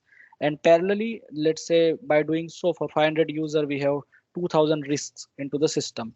And then after go live, you will still work with the respective owners, business owners, to reduce that count, because then that that fine tuning the system will happen, where access removal can happen, or the role additions can happen, somebody was forgot on the list, so that is always there. So user creation, user changes, role changes, a new role creation, etc will keep on happening. Okay, so this is very important from go live and hypercare perspective, but you agree to a timeline that these activities will be done in so and so manner. In preparation, basically this is all data is ready, and you basically prepare for the cutover. So unfortunately for security team, we have a mass user setup, and that cannot happen in one day. If you are specifically, if you are using the business roles, somebody was asking on a business role. So business role is a purely GRC term. We don't have a business role in connected system. So I will create a business role right after we discuss this. So at least you have a fair amount of idea what is a business role. But business role is purely a GRC term. So what happened if you have to do a user to business role assignment? You cannot directly do it into the system. So I cannot go into my S4 system and I say I have a business role purchasing department or something, and I cannot go and assign that role to 100 people, because yeah, I can do the composite role assignment or single role assignment, but that is not going to come in GRC. GRC will show you that you assign this role to this person directly into the system. He is not able to map this role is part of purchasing purchaser, let's say. And then so for that you need to consider the efforts that are required to do the GRC provisioning. So in preparation, what you will do, if business roles, this is very important, if business roles, GRC is must. Why? Because this role does not exist in system. You cannot go and assign this role directly. So a GRC request is must. And yesterday we were talking, taking example of 25 GRC requests, and then we said, yeah, then you have to do a 25 request. So everybody gets that particular GRC. Okay, and if you have too many users, you might think splitting the GRC, like 500 people, everyone needs to get a common display access. So putting a request for 500 user will break the system, or it might not do the provisioning correctly. It might time out. So you can think of, okay, let me do 4 GRCs, 125 per user for this role. And likewise, but the GRC is must. So you need to consider the efforts and timeline here, that you have to submit the GRC, you have to approve the GRC, you have to validate the system if everything is assigned or not. And if you are using technical role, if business role is not in use, if you are using, let's say, composite role, right? Then in this case, you can do the scripting as well. Why scripting? You can do this thing directly into your connector system, assign the roles, and when you run the sync job, it will do the sync and it will tell you, yeah, this role is assigned to user. Okay, this is very important. And in preparation or in cutover, basically, you move the transport to production. This is important because unless and until your transports are gone, you cannot do all these activities. So from security side, our transports will be planned to go in production system whenever this is all good, or it will keep on happening, right? So your roles and everything is ready. You do the provisioning, you do the risk analysis. After this provisioning happening, SOD risk analysis, security team will do the SOD risk analysis. Okay, share the results and do the mitigation. Okay, we'll talk what is a mitigation, what is remediation, all those things we'll talk. So mitigation is like you have the mitigation control, that is also part of master data. So when you are doing, when you are asking for a master data, you will ask for the mitigation control and etc. And then you will do the mitigation. You will apply the mitigation control to users, and their risk is mitigated in the system. Okay, and when actual cutover happen, whatever activities you do, let's say you create 500 users, but you lock them because we don't want them to go into the system and start doing something. When the actual cutover is happening, okay, that is go live, cutover or go live, let's say. So what will happen over the period of whatever days they decide to do a cutover based on the business, how big the business is, how much data business has, how much time it will take to convert the data from old system and move it to the SAP system, the cutover will happen. So in cutover, they will basically shut down their business. Okay, all the transactions will be stopped. The legacy software or legacy application they are using, that will be stopped. All the data will be pulled out of that system, converted and loaded into SAP. Okay, and then when everything is happy, when everyone is happy, all the stakeholders are happy with the way this thing has gone, testing, if they are okay with the testing results and defects open and nothing is critical, everything is fine, then they give go or no go. There is a steering committee call. Based on this, all these things, they will decide, like let's say go live is planned for, let's take a date, let's say let's say 17th July is the go live, for example. So this date is finalized when? This date is finalized way before in planning phase, way before in first phase, that 17th July 2023 will go live. Now what happens? That is all fine, but when maybe on 14th, all the steering committee will meet together. They will look at the matrices, how the defects are going, what is happening, are they happy with all the things, if they are ready to go live, and they take a decision, go or no go. When they say no go, this go live is cancelled, maybe postponed later. If they give ahead a go situation, then the cutover start. And what happens in cutover? The business will be stopped, data is converted and loaded into system, and each and every team member will do their activations. They will do their manual configuration. Some activities are transportable, like for us, the actual roles here. These roles are transportable, composite roles. But business roles, they have to be created in system because that is a master data. Our users, we have to create. That is a master data. They cannot be transported. Our firefighter, owner, approver, everything we need to maintain in GRC. So all those things we can do as a part of preparation because there is no as such hardcore requirement to do it in cutover. We can create and set up everything and lock the users so nobody misuse the system. But when the final step, when the go is there, on the 16th maybe they will decide, okay, open some key users so they can go and perform some transaction to the system and ensure data is properly loaded, everything is correct. And on the 17th, basically all 500 users we took example of, they will be unlocked and they can start the transacting. Okay, and after that we discuss go live production is basically you just keep on doing, reducing the SOD risk, adding more users, somebody they forget, I need this access, that access. The normal, the way we basically handle the support projects, those activities will be there. Okay, any questions here? Anyone would like to anything? Any Yes, of their Jay. yeah, go ahead. Jay, actually, I have to ask later, but just simple. Global rule set is for all the applications for MDG, GTS, HANA, or we need to separately, we have to configure this one. Okay, so what happens is whenever you, so SAP has pre-delivered you the rule sets. You can activate the BC sets, and Yes. what happens when you activate a BC set, automatically the global rule set gets updated. So what we can do, let me see. That will work for all the applications. No need to separately download that rule set. That will just add add rules into the global rule set, like you activate HR, for example. Okay, so my global rule set, simple here. HR is part of ECC, right? So I'm No, asking about the different products. no. Let me explain. HR not like that. So what we are talking is global rule set. Okay, Yes. Here is my global rule set. Initially, let's say it is blank. Yeah. This is SAP delivered, and let's say it is a blank rule set for now.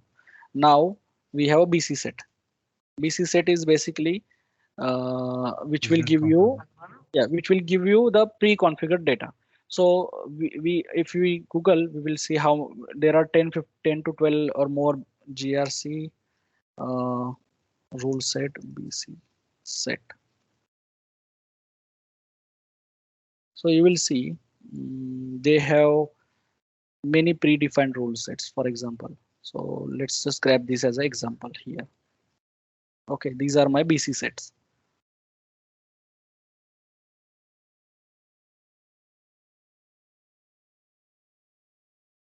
So what happened when you activate this common SOD rule set, BC set, it will add this here in the global. It will update the global.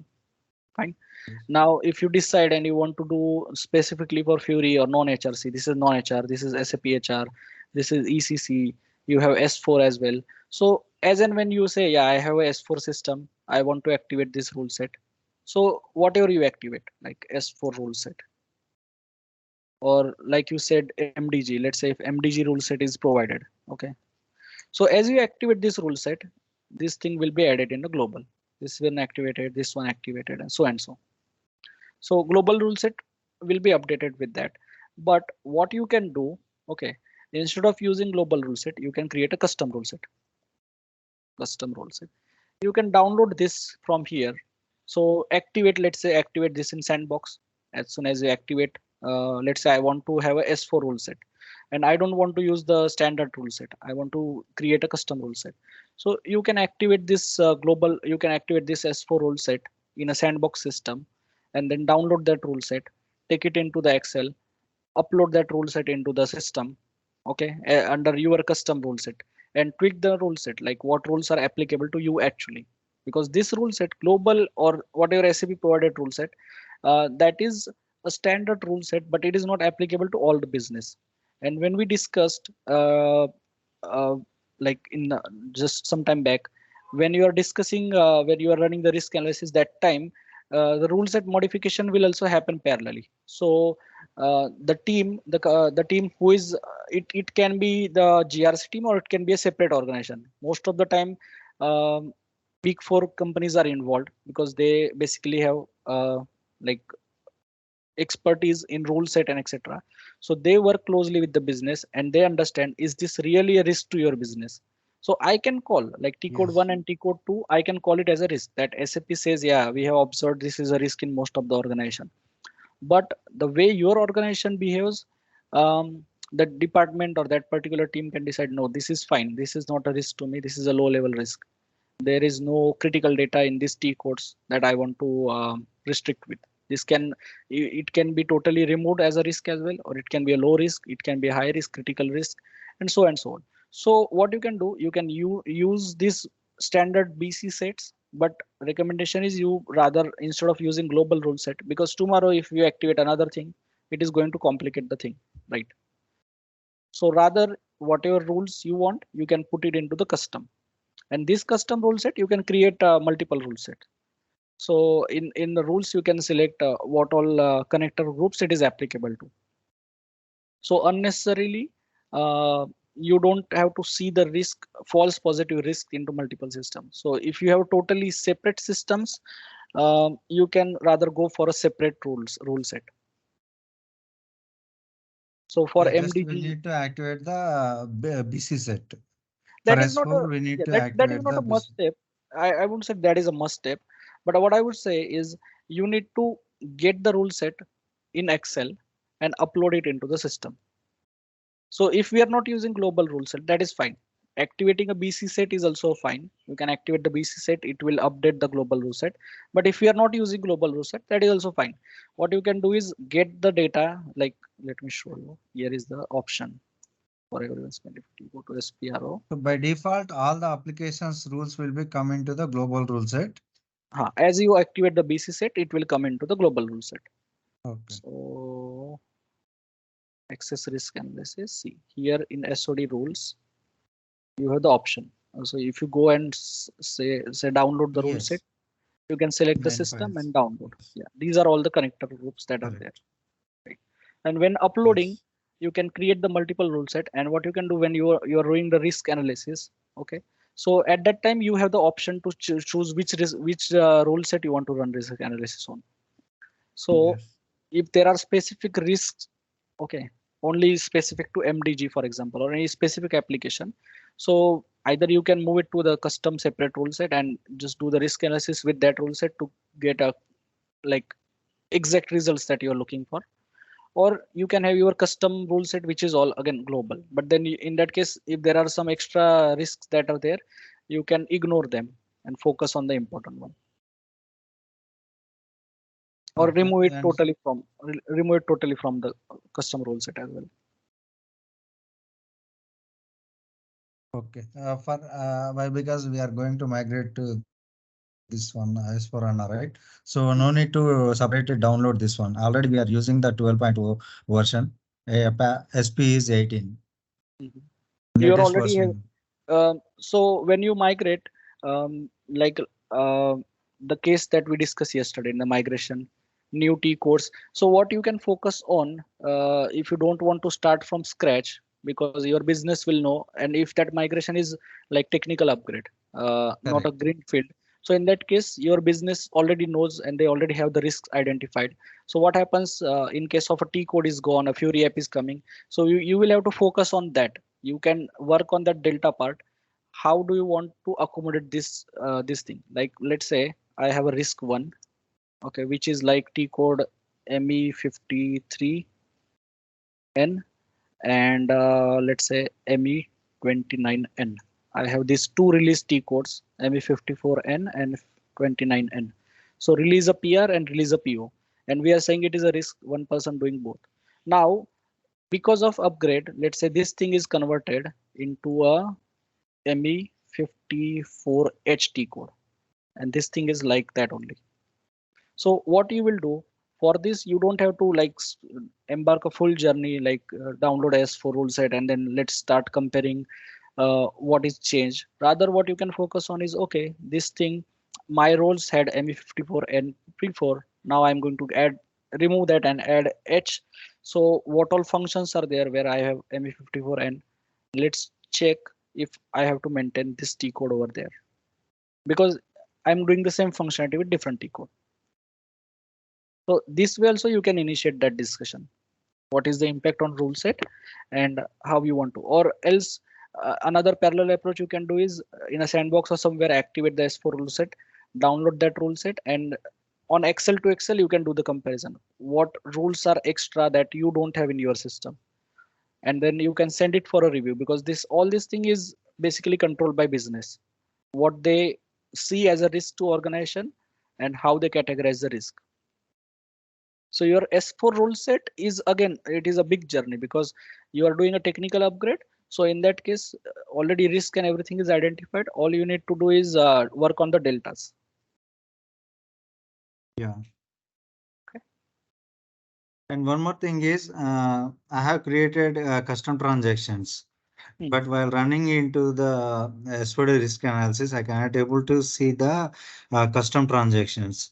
For example, a Z custom T code, I have created one transaction.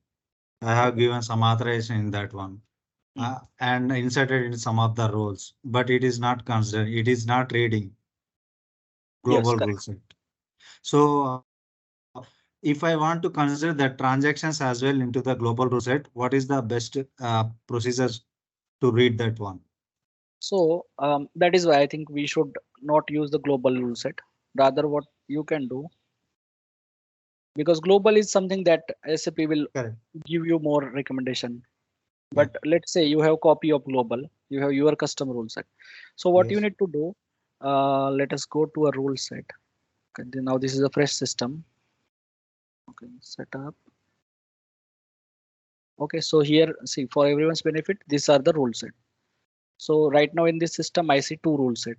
Two rule sets. Okay, this global is the rule set which is SAP delivered. It will be updated time and again as you activate something. Now you go to functions. Okay, and let's say I just want to say, let's see this example.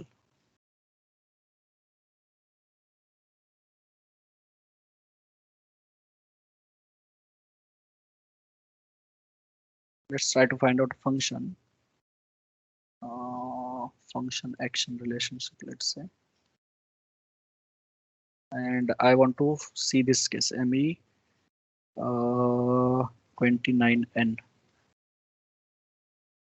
Okay, so PR04 is the function. Fine. So what we are saying is I created a new custom T code, which is basically doing the same thing that this T code is doing. But I have some extra code which will let T code work the way I want. Fine. So let's say this is your custom T code now. ZME54N. ZME54N. This is your custom T code. So what you will do if you go to action, yeah, we were taking ME29N. So you can see there are three systems, three connector groups, and the T code is active here. So you just copy this thing, okay, add another one.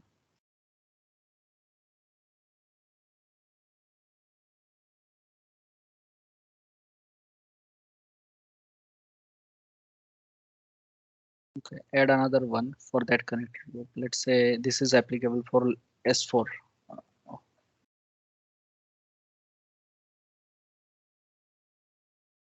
So this is applicable for, let's say, this system, for example.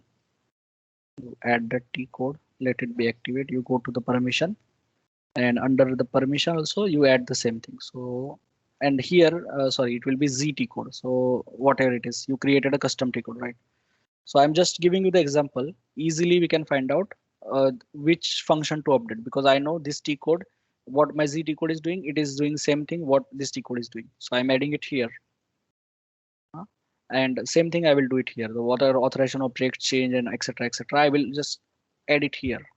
Same thing. Okay, then save it. Okay, so what it will do after you save this function? Yeah, any question? No. Just we need to add into the functions, then only it will consider. Yeah, because so how it will flow once it is part of function. Now we will see what is the risk. Okay, again we are intending to cover all these things actually when we are in a flow, but that is fine. You guys are asking, that is also okay. But it might be difficult for others to understand who are not facing this challenge directly or who don't have the hands-on experience here. Okay, so anyways, but if you do it like this, now what you need to do, if you update the function, but that is not going to automatically update the rules that are there. Okay, so what you need to do again? Yeah, again GRC star risk. So which risk are impacted because of this?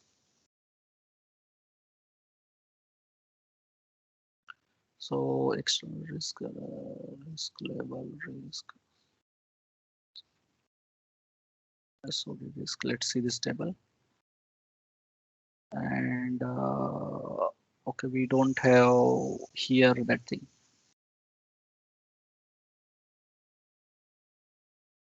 Risk. Try with this function risk. So PR04 was my function. I execute. See, these are the risks which will be impacted because of whatever you change, whatever custom decode you added here. So you need to grab all those risks and regenerate them. Okay. So just a quick question. This we are discussing in relation with the global rules, right? Any rule set, be it global, be it custom. So if we have a custom transaction, we are following this approach, and if we want to, if we are using only global rules, right? No. It is applicable for any rule set change. So global rule set is a standard, right? So we are not going to modify that one. Just take the backup.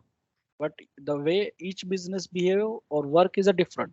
So that is why the team who will work on the rule set, they will take that rule set as a reference, and not necessary like, let's say you have done one implementation of S4 for a pharmaceutical client, let's say. Okay, now you have a rule set. You already have a rule set. You know which risk they applicable for pharmaceutical client, which are not at all required because they are totally vague. They are manufacturing related, or they are related to sales or anything else that a pharmaceutical client won't do. So some organizations, they already have a standard templates with them, like, okay, for a pharmaceutical client, these are the important business processes, these are the risk.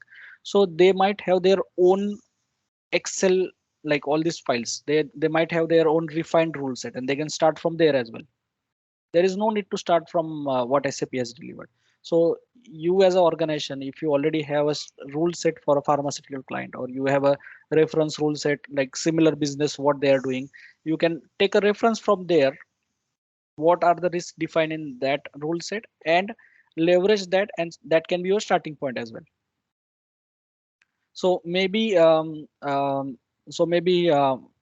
big four organizations, they might have already the templates with them, right? Because they are doing this work very extensively, or even many service organizations, they have their best practices. So they have tie up with a particular kind of customers, and then they give them this leverage, like we have the enhanced knowledge already with what are the best practices in your business, like how a pharmaceutical client works. So our functional team can help you to understand how you behave, as well as what is the best practice to do. And with that, they also have the rule set, or they also have the recommendations with them. So technically speaking, okay, any rule set, like or when you have to add a custom T code, or when you decide, no, I want to create a new risk. So what we will usually do, we will not touch the existing functions. Rather, what we'll do, let us create a new function. So we'll just create a new function. We'll call it as a ZPR4. For example, I want to tweak this risk, ZTR04. This function, I want to tweak it. And I will just use what I want to add. And then rather, when I'm doing the risk analysis, instead of I concentrating on risks that are SAP delivered, I can create my own custom risk and focus on the custom risk. So that is where, if you create the custom rule set, even if you download this data and make it all data Z, like all your functions, name it as Z, all your risk, name it as Z, and upload them in a new rule set, and then just regenerate that rule set, regenerate the risk. So you can focus on all Z risk that you created. So if tomorrow SAP is making some other recommendation, you are not worrying. You have the choice whether to accept and make that changes in your risks or not.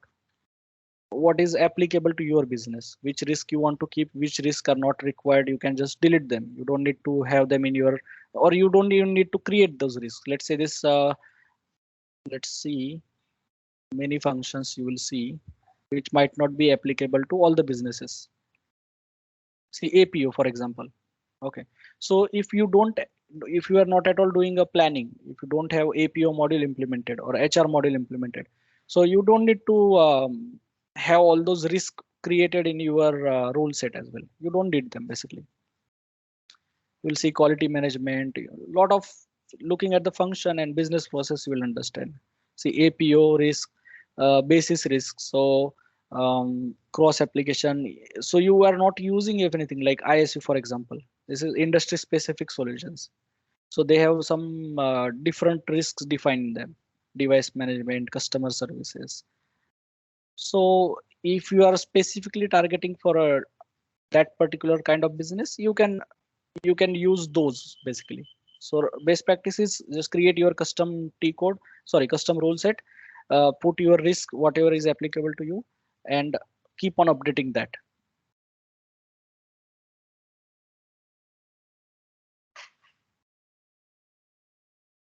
Okay. Yeah, and so we are going to see here where we saw just a rule set.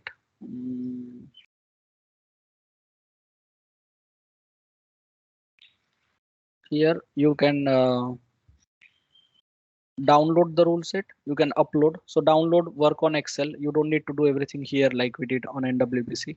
Work on the Excel, upload the rule set, and then once it is done, you can generate the rule set. Delete is not required, but if you are replacing, then you can go for delete. But this thing doesn't work properly. So main recommendation is create your rule set, upload that rule set, generate that rule set, and do the maintenance in front end. So any minor modifications, creating a new risk, updating a function, that things you can do it in NWBC. And once you are done, you can generate the particular functions so that those rules are created in rule set.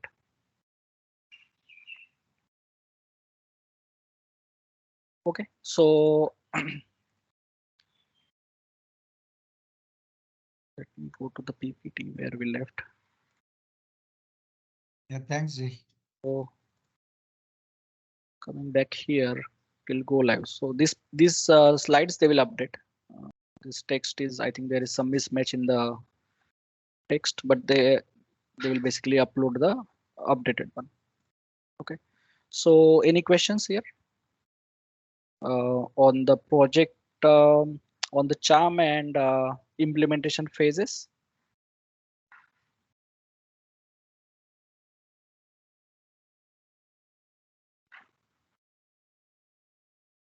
Jay, do we have any security blueprints document?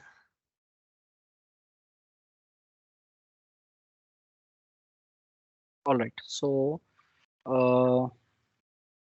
what do we cover today?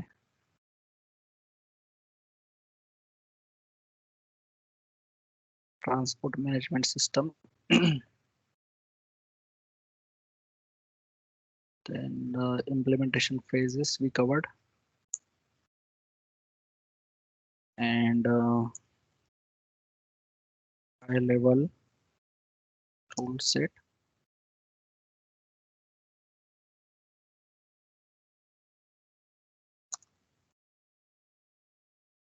Discussion we did.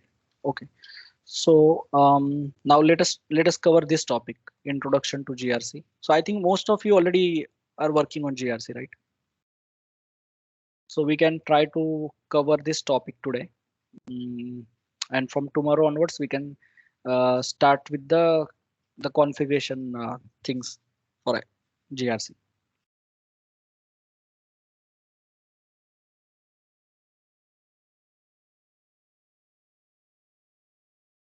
Or let me see if we have any smaller topic that we can cover.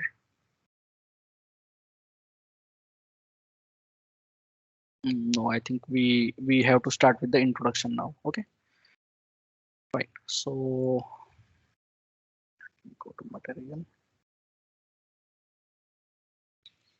Hello, Jay.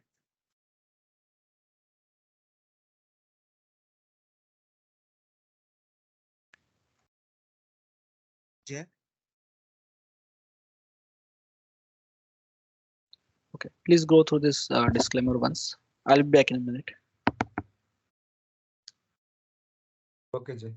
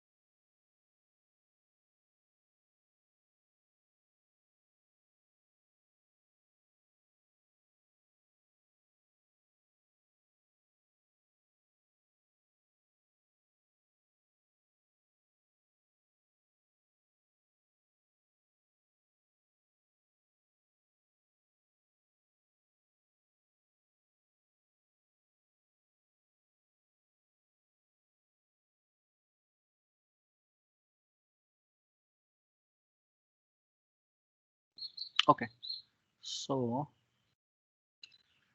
we will cover overview of GRC, the access control landscape, architecture, and components. Hello, Jay. So GRC, as we know, governance, risk, and compliance. That is a solution that enables us to manage the regulations and compliance, and try to remove or mitigate any risk that is to organization. And as we discussed, risk is any potential threat to the organization.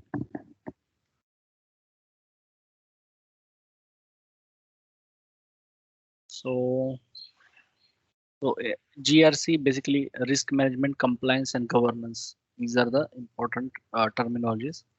So risk management is like basically you identify the risk, evaluation of risk, management of risk, you categorize the risk. What is the risk? Is this actually a risk to your organization? And how you will rate that risk and how will you manage that risk? In the compliance, basically it will ensure that you are following all the rules, all the laws are there, all the policies that are set up by the organization. And in governance, basically you will do the management and strategy and policy. And this GRC as a full solution, it is like not only access control, it has risk management and it has process control. So we took an example in 2 days back where you said you make a policy and you cannot just forget. You make a policy and then you need to test that policy, test the effectiveness, test the see if those controls are actually working or not. So that is also a extended functionality in process control where whatever policies or whatever governance you are making, if they are actually effective or not, you can test for the effectiveness. But that will be basically process control. You can explore more on the process control, but that will be outside of this course. But we'll try to see wherever the common factors are there. I will try to give you some overview on that. Okay. So access control modules, basically GRC modules. So SAP GRC access control. This model we will discuss in detail. GRC process control. So the policy management or process and testing the effectiveness of control. All those things can happen in process control. You can have the automation control, you can have manual controls and then testing of them, see the effectiveness. As well as you can, in process control, if time permits, I will try to give you example how you can use the process control to automate some of the monitoring tasks. Okay. Then SAP fraud management and risk management. Okay. These are the four, I would say, main modules. Then there is GTS as well, Global Trade Services. Okay. Now we will deep dive into the access control. So in access control, user provisioning is a main activity. From access side, basically creating, modifying user account as well as terminating them. That is also a very important activity that we do. Okay. And access control can help us automate user provisioning into the system. We'll see workflow and etc. Then role management. So with the help of role management, you can ensure your roles are created as per your policies or the role naming documents that you have set up and it is followed. Otherwise, if you don't have the control, I mean, like we do, just go and create a Z underscore something or create any role. So we don't adhere to the naming. System is not going to stop you. But if you are doing role management using BRM model, so you have the functionality. You have the drop downs to select, like select a business function basis, and then automatically it will add BAS as a word. So you don't need to explicitly do. You can configure all those things, and there will be a space for you to put the free text. That is where you will put what this role is doing. But otherwise, you can select the drop downs, and automatically it will form your name. What role name you can keep. So role management, as I said, it involves creation and maintenance of role as well as SOD risks that are there in the role, and naming and etc. You can ensure that all the fields are mandatory, and without that you can proceed further. So it will ensure the compliance as well on your role naming, etc. Risk analysis and remediation. So so this is important as another important aspect where you have identified the risk into the system, and that risk analysis is performed. You can do this risk analysis on the users, you can do it on the roles, and also you can have critical action and critical permission risks. We will discuss on them as well. So any activity which is a critical access, which is also a risk to the system. So all those analysis you can do at user level, role level. You can get the dashboards, how many risks are there in the system, and the management dashboards are also available for reporting perspective. And in terms of remediation, basically you can take help from risk analysis, and remediation is where you eliminate the risk. So like we took example, if somebody is transferred from finance department to material management, he just got a new access added to his user account, but nobody bothered to check his previous access and removed it because he no longer need a finance access. But with GRC, with automatic risk analysis, it will show that this person has a risk to the system. He has access that is not recommended. So by doing that, remediation is basically you remove the old access or remove the conflicting access that is not required, which is outside or that will be basically dedicated to another person. So that person cannot do both the things, and that is the remediation. And mitigation is where you accept the risk. Yeah, I know this person has this risk, but in my business we accept this risk and we have a manual control to check if that person is misusing that access. So it can be anything. It can be his supervisor going in and reviewing all the activities that he performed with a specific transaction each fortnight or a month, and ensure there is no gap, that he is not using the both the access incorrectly. So that is called as a mitigation. It can be anything. Like it can be a simple user exit, like you try to go, let's say you created a request and you try to approve the same request, you put a custom code where it says if you last edited this request you cannot approve. So that although you have the T code access, you can approve, you can go and approve the another request that is not updated by you, but if it is updated by you or you created, you cannot approve. So this is a simple example of a mitigation. So we accept, yeah, I have the both create and approve request access, but I put a mitigation, I put a control over there which will stop me from approving the request that I created myself or I changed myself. Okay, access request management. So it will allow you to use allow the user to access the SAP application. Okay, based on their requirement. So this is ARM is basically where the workflows will be used to submit and approve the access request and or use the auto provisioning. So there is no manual task involved. You can automate fully the user provisioning part. Okay, and this goes this goes to cloud systems as well. Okay, so you can use the GRC system to connect to IAG system, and you can do the cloud system provisioning as well. But little bit it is still not a mature product, I would say. There are hiccups and you have to live with that, but still you can automate the user provisioning, user locking or termination wherever applicable, like SAP and non-SAP systems where GRC can integrate with them, and you can use the workflows that are there to automate the user provisioning and deprovisioning and termination. So audit and compliance reporting. So basically in GRC there are many reports that are available and dashboards that are available. So you can make use of those reports to do the compliance reporting and audit reporting. Audit in the sense, let's say who gave you this access, how this user got this role. So all you need to do is go to the system and find out the GRC requests that are submitted for that user, and once you figure out which GRC request gave the access, you will go and see the logs and it will tell you how this request, who raised the request, and who approved, and how this access got assigned to user. As well as you have the action usage and many other reports which you can use and see what activities users are performing. Okay, so there are many reports. We'll try to go through them. Whatever is most frequently used, we will see them live into the system. Okay.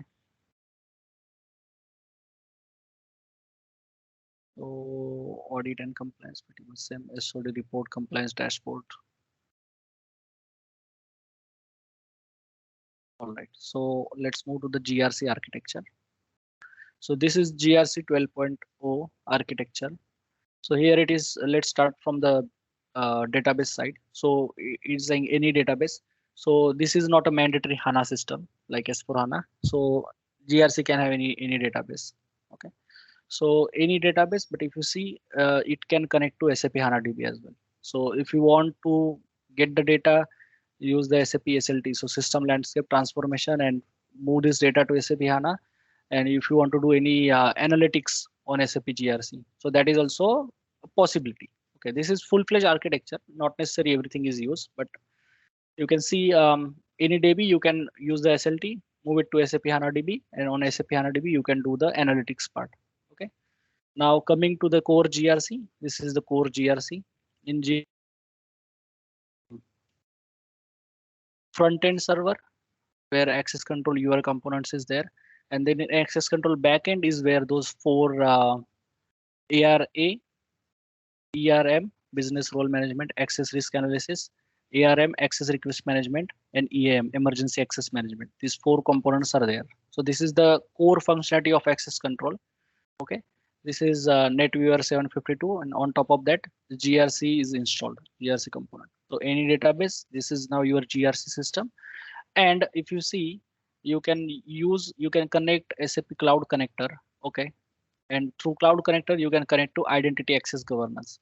So this is another advanced software from SAP that can be used. Basically, you have the bridge connector to IIG from GRC, and you can connect to IIG, and then IIG itself is connected to cloud system. So you can see Ariba, Concur, S4HANA Cloud Edition, SuccessFactor.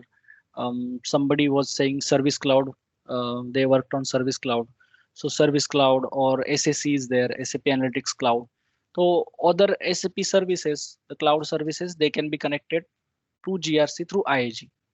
Okay, but this is, I would say this is not till that matured solution. There are many challenges that you will get, but yeah, somehow it works.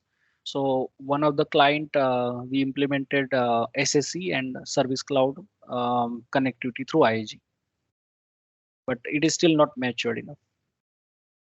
There are many challenges. Okay, other applications as well, through web services, it can connect. Then if we see here on the left hand side, for web services, IDM, portal, then the ERP or NetWeaver, this is important. This is our ECC system or any other system, solution manager, etc. And SAP S4HANA on-premise. So your S4HANA, ECC, and many other systems you can connect through RFC. You can set up them as a connectors and then use those connectors into all these four core functionalities. Okay. Again, here you can see the GRC search or the HANA DB EC plugin, SAP HANA DB plugin, or new BI. So they can also be connected, but I haven't actually seen any of these use cases till now. But core functionality wise, you can connect the access control to your on-premise systems, and you can connect through IIG to the cloud systems as well. And on the reporting side, you have the web browser, so we can use the NWBC or portal. Okay, and we can use the Fury Launchpad. So SAP GRC has the Fury groups and catalogs available to you, so you can make use of them. So it is up to you to decide if you want to use the Fury apps to perform the task, or you want to do the conventional NWBC way. Okay, both are available. And for Fury, I see the mobile is here, so you can maybe access the Fury apps from phone. Whatever applications are available for mobile phones, they can be accessed through Fury Launchpad. And then SAP GUI. So like SPR on everything we are doing through SAP GUI or GUI for HTML. Okay, so this is GRC architecture, pretty much straightforward. What all capabilities GRC has and where all you can connect GRC with. Okay. So any questions here till now?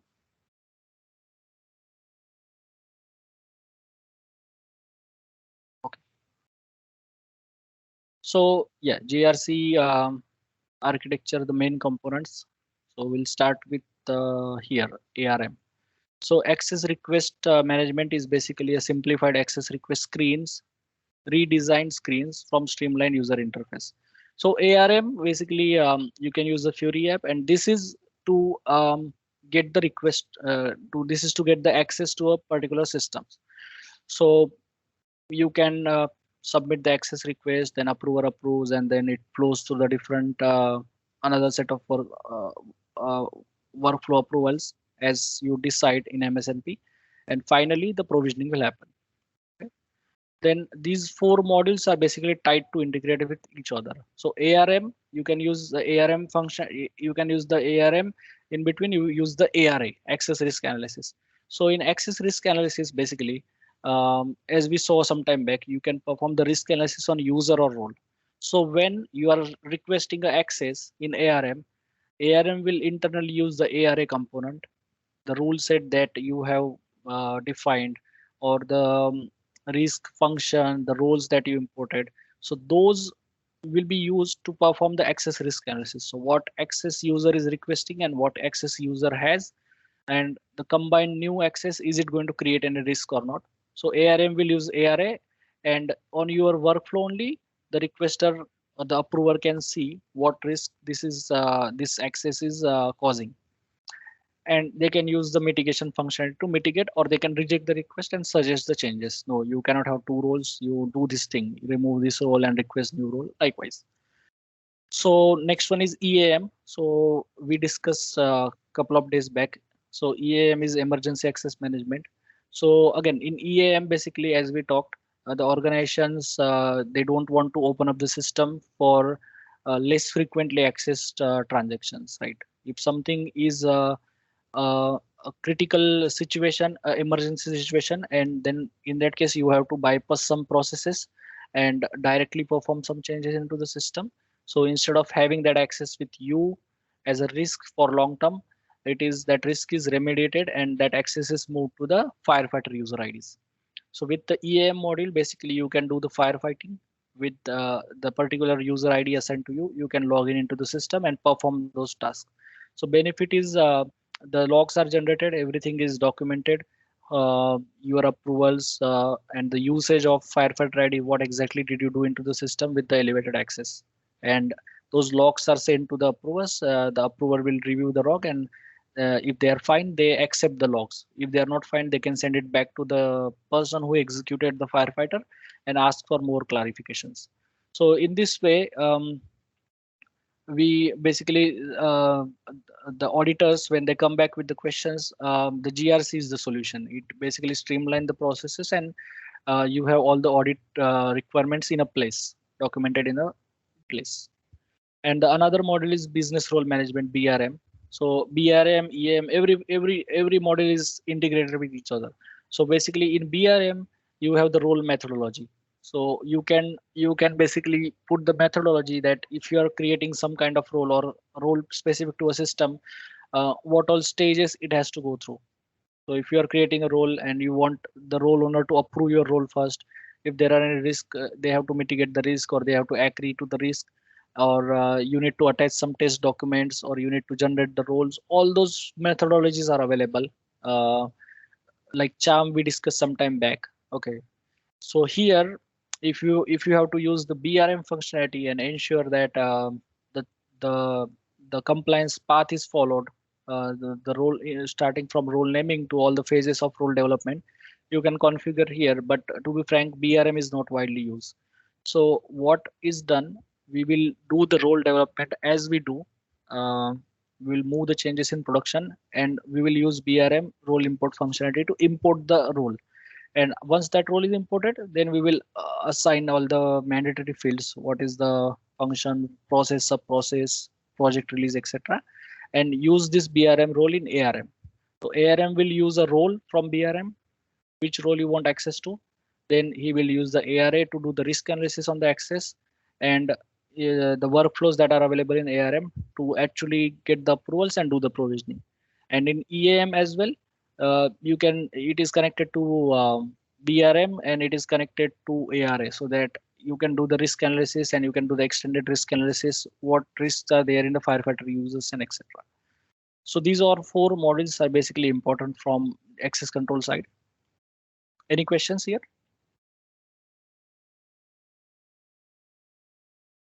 The GRC components, risk management, process control, audit management, GTS, global trade services, and SAP watchlist screening. So these are, I think this is not specific to access control, but this is what GRC components are. So I think risk management and all, this is just a brief introduction. We'll just run through it, but it is not required specifically in this training. Okay. So in risk management, you can plan your risk strategies, identify the risks that are there to business, and then have established the hierarchies of business risk. Then you can set up the organizations, and then your organizations, you can allocate the risk, which risk is applicable to which organization. So like we said, multiple like each country or each geographic region should can have a different requirements, and then you have separate risk, or you have separate policies for separate regions. So then in risk management, it is all about the risk, identifying the risk, analyzing the risk, and real-time data monitoring. And the same goes with process control. You can create the policies, and you have the risk identified particular organizations. You can set up the organizations, and you can do the evaluation of your control, whether the control that you have set up are actually useful or not. Okay, if they are actually performed, you can do the control testing. You can use the workflows for auto for uh, this, automate those testing procedures. Okay, and you can send the surveys to people. You can send the interactive forms. You can send the surveys.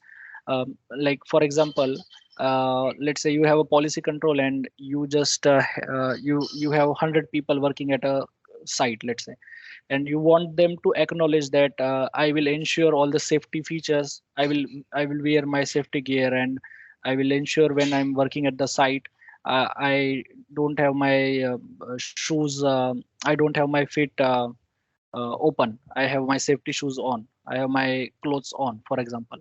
And then you can send this form.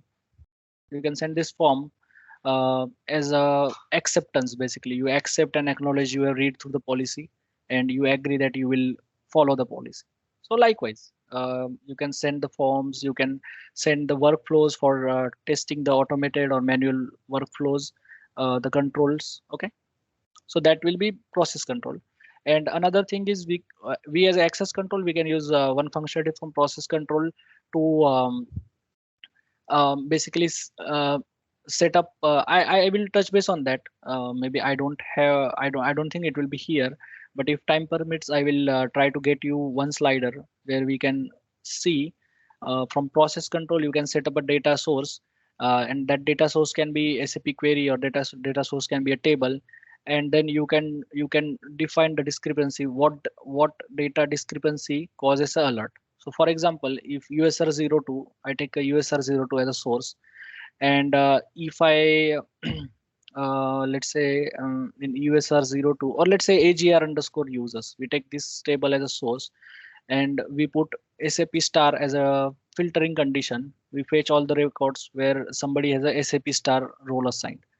And if that discrepancy occurs, if there is one user, or if there is any user who has SAP standard role assigned, the process control will immediately initiate a workflow and send that to a reviewer that, hey, this person has SAP star role. Your policy says nobody should have a SAP standard role assigned, but then from system you see one person has the SAP role.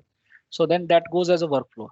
So what we need to do as a convention, we have to do a monitoring, like weekly or daily or every fortnight. Somebody will go and run this step manually, see if somebody has a SAP standard role assigned.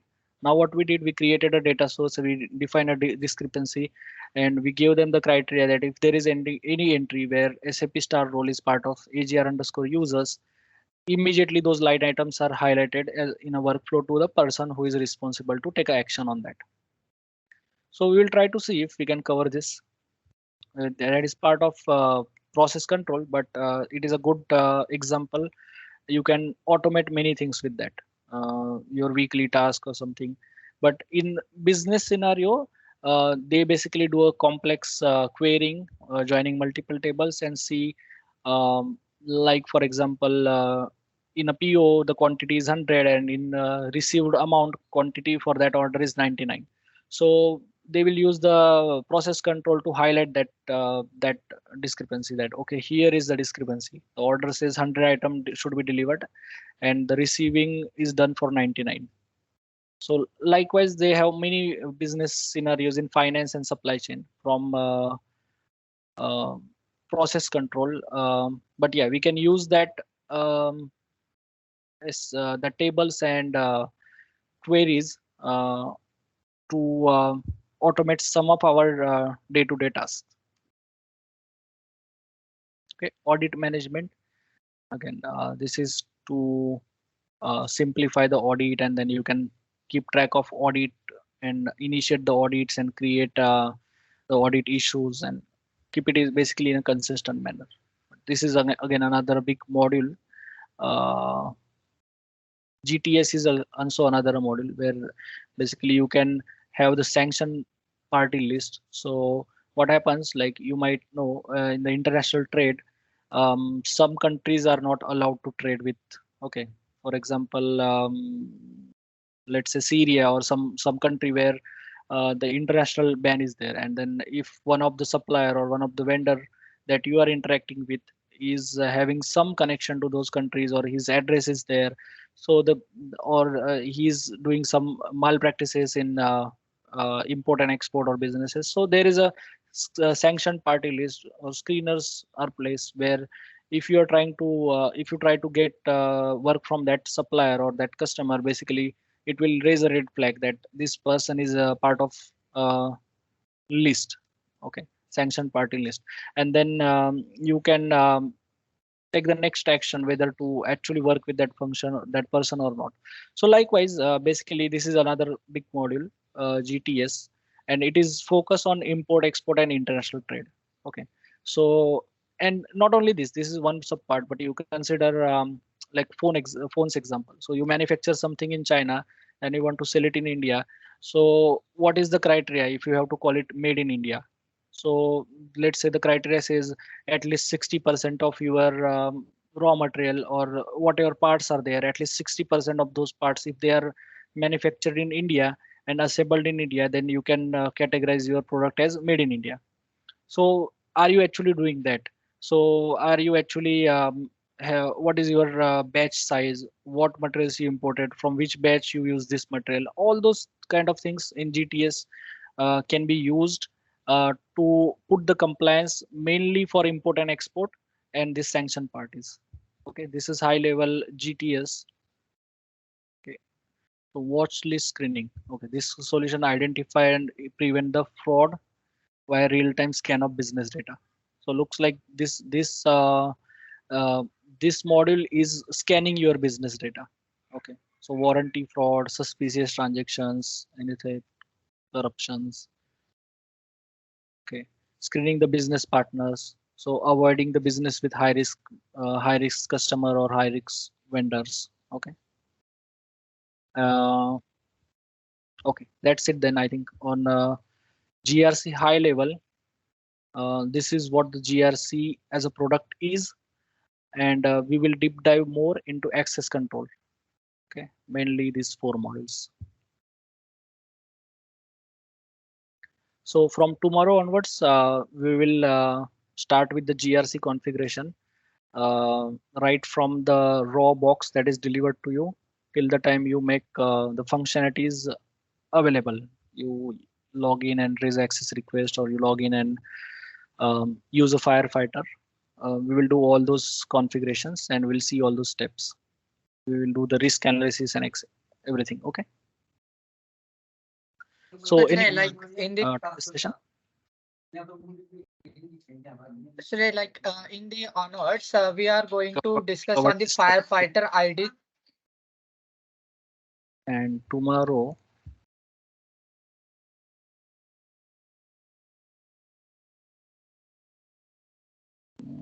we'll start with access risk analysis. Yeah, access risk analysis, and even before that, the post steps after GRC installation. We'll start from there. Analysis. We'll start this from tomorrow. So did everyone are able to log in into the VDI and they can access the S4 and GRC system? Yes, Jay. Yes. Yes, Jay. Hello?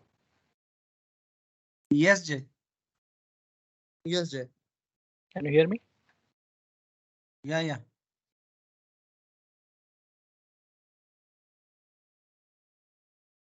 Hi, Jay. I have received an email regarding, you can say, this links and all.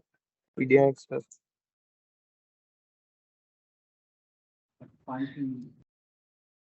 Team, I guess so. Our voice is not going to Jay. Subhash, I cannot hear you if you're talking.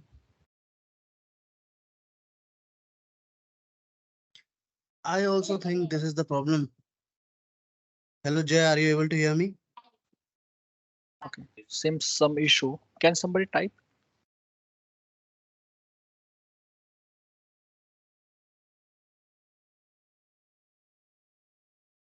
Hello.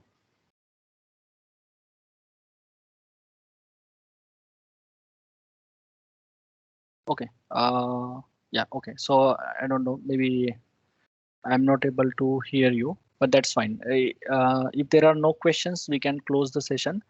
But today, please everyone ensure you are able to log in into the S4 and GRC system. Okay. Yeah. Go ahead.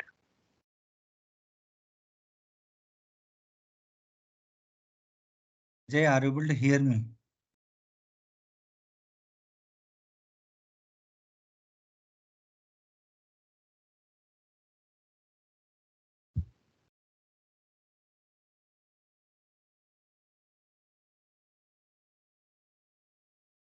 No. Let me rejoin. Let me drop and rejoin.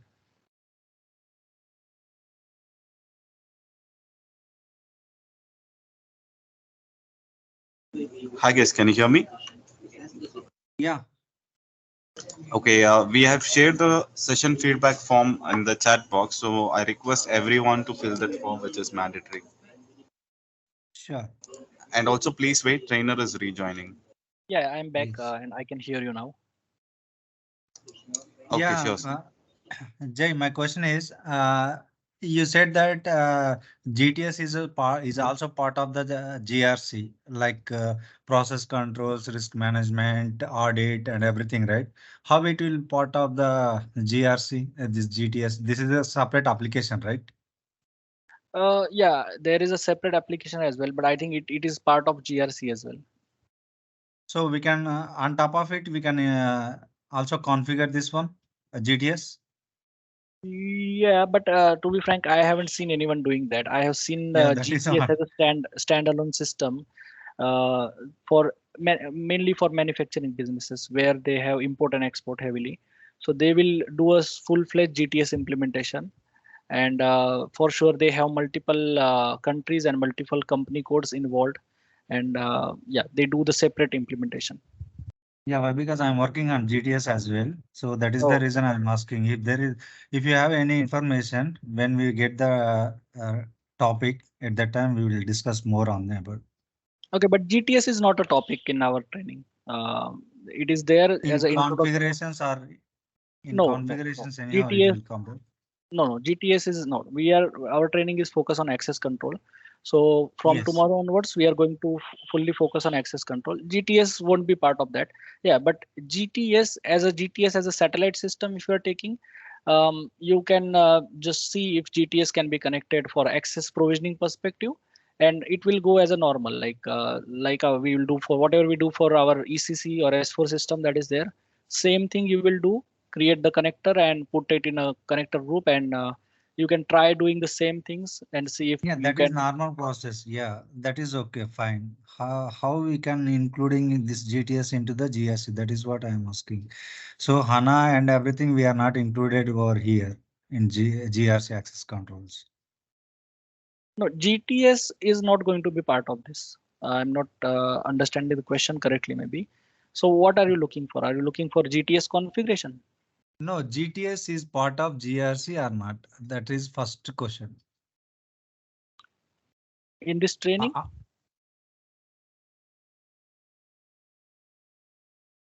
We can add this application on GRC.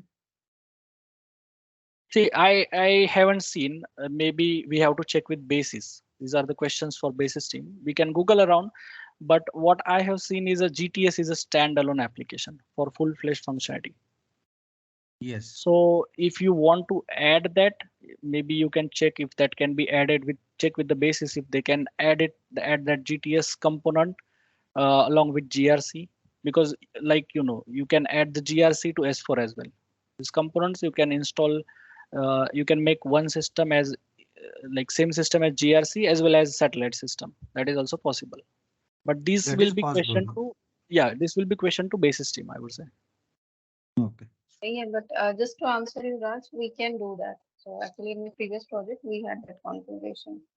Oh, that is GPS great. was connected with JSC. Yeah, why? Because it is the integration, right? It will read the data from the backend system. Most probably ECC only the system.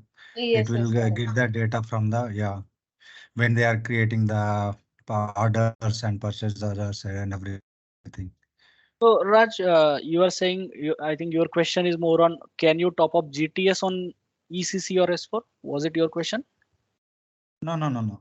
Actually, ECC and HANA, GTS, these are all the satellite systems, right?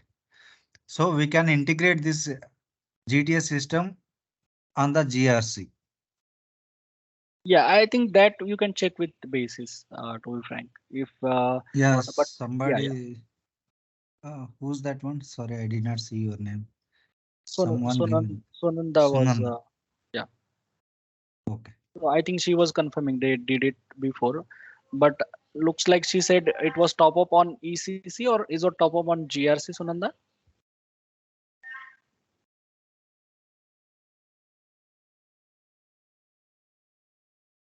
Hello, Sunanda. Sunanda, you're on mute. Okay, Jay. Yeah. Okay, you can maybe check with Sunanda. She Yes, can sure. tell you more what they did. But I have seen GTS as a separate standalone. Yeah, that is, I know. Yeah. Okay, all right. Okay, I will do. Oh. Thank you. Okay, sure. Thank you all. Bye. Have a good day. Thank you. You too. Bye.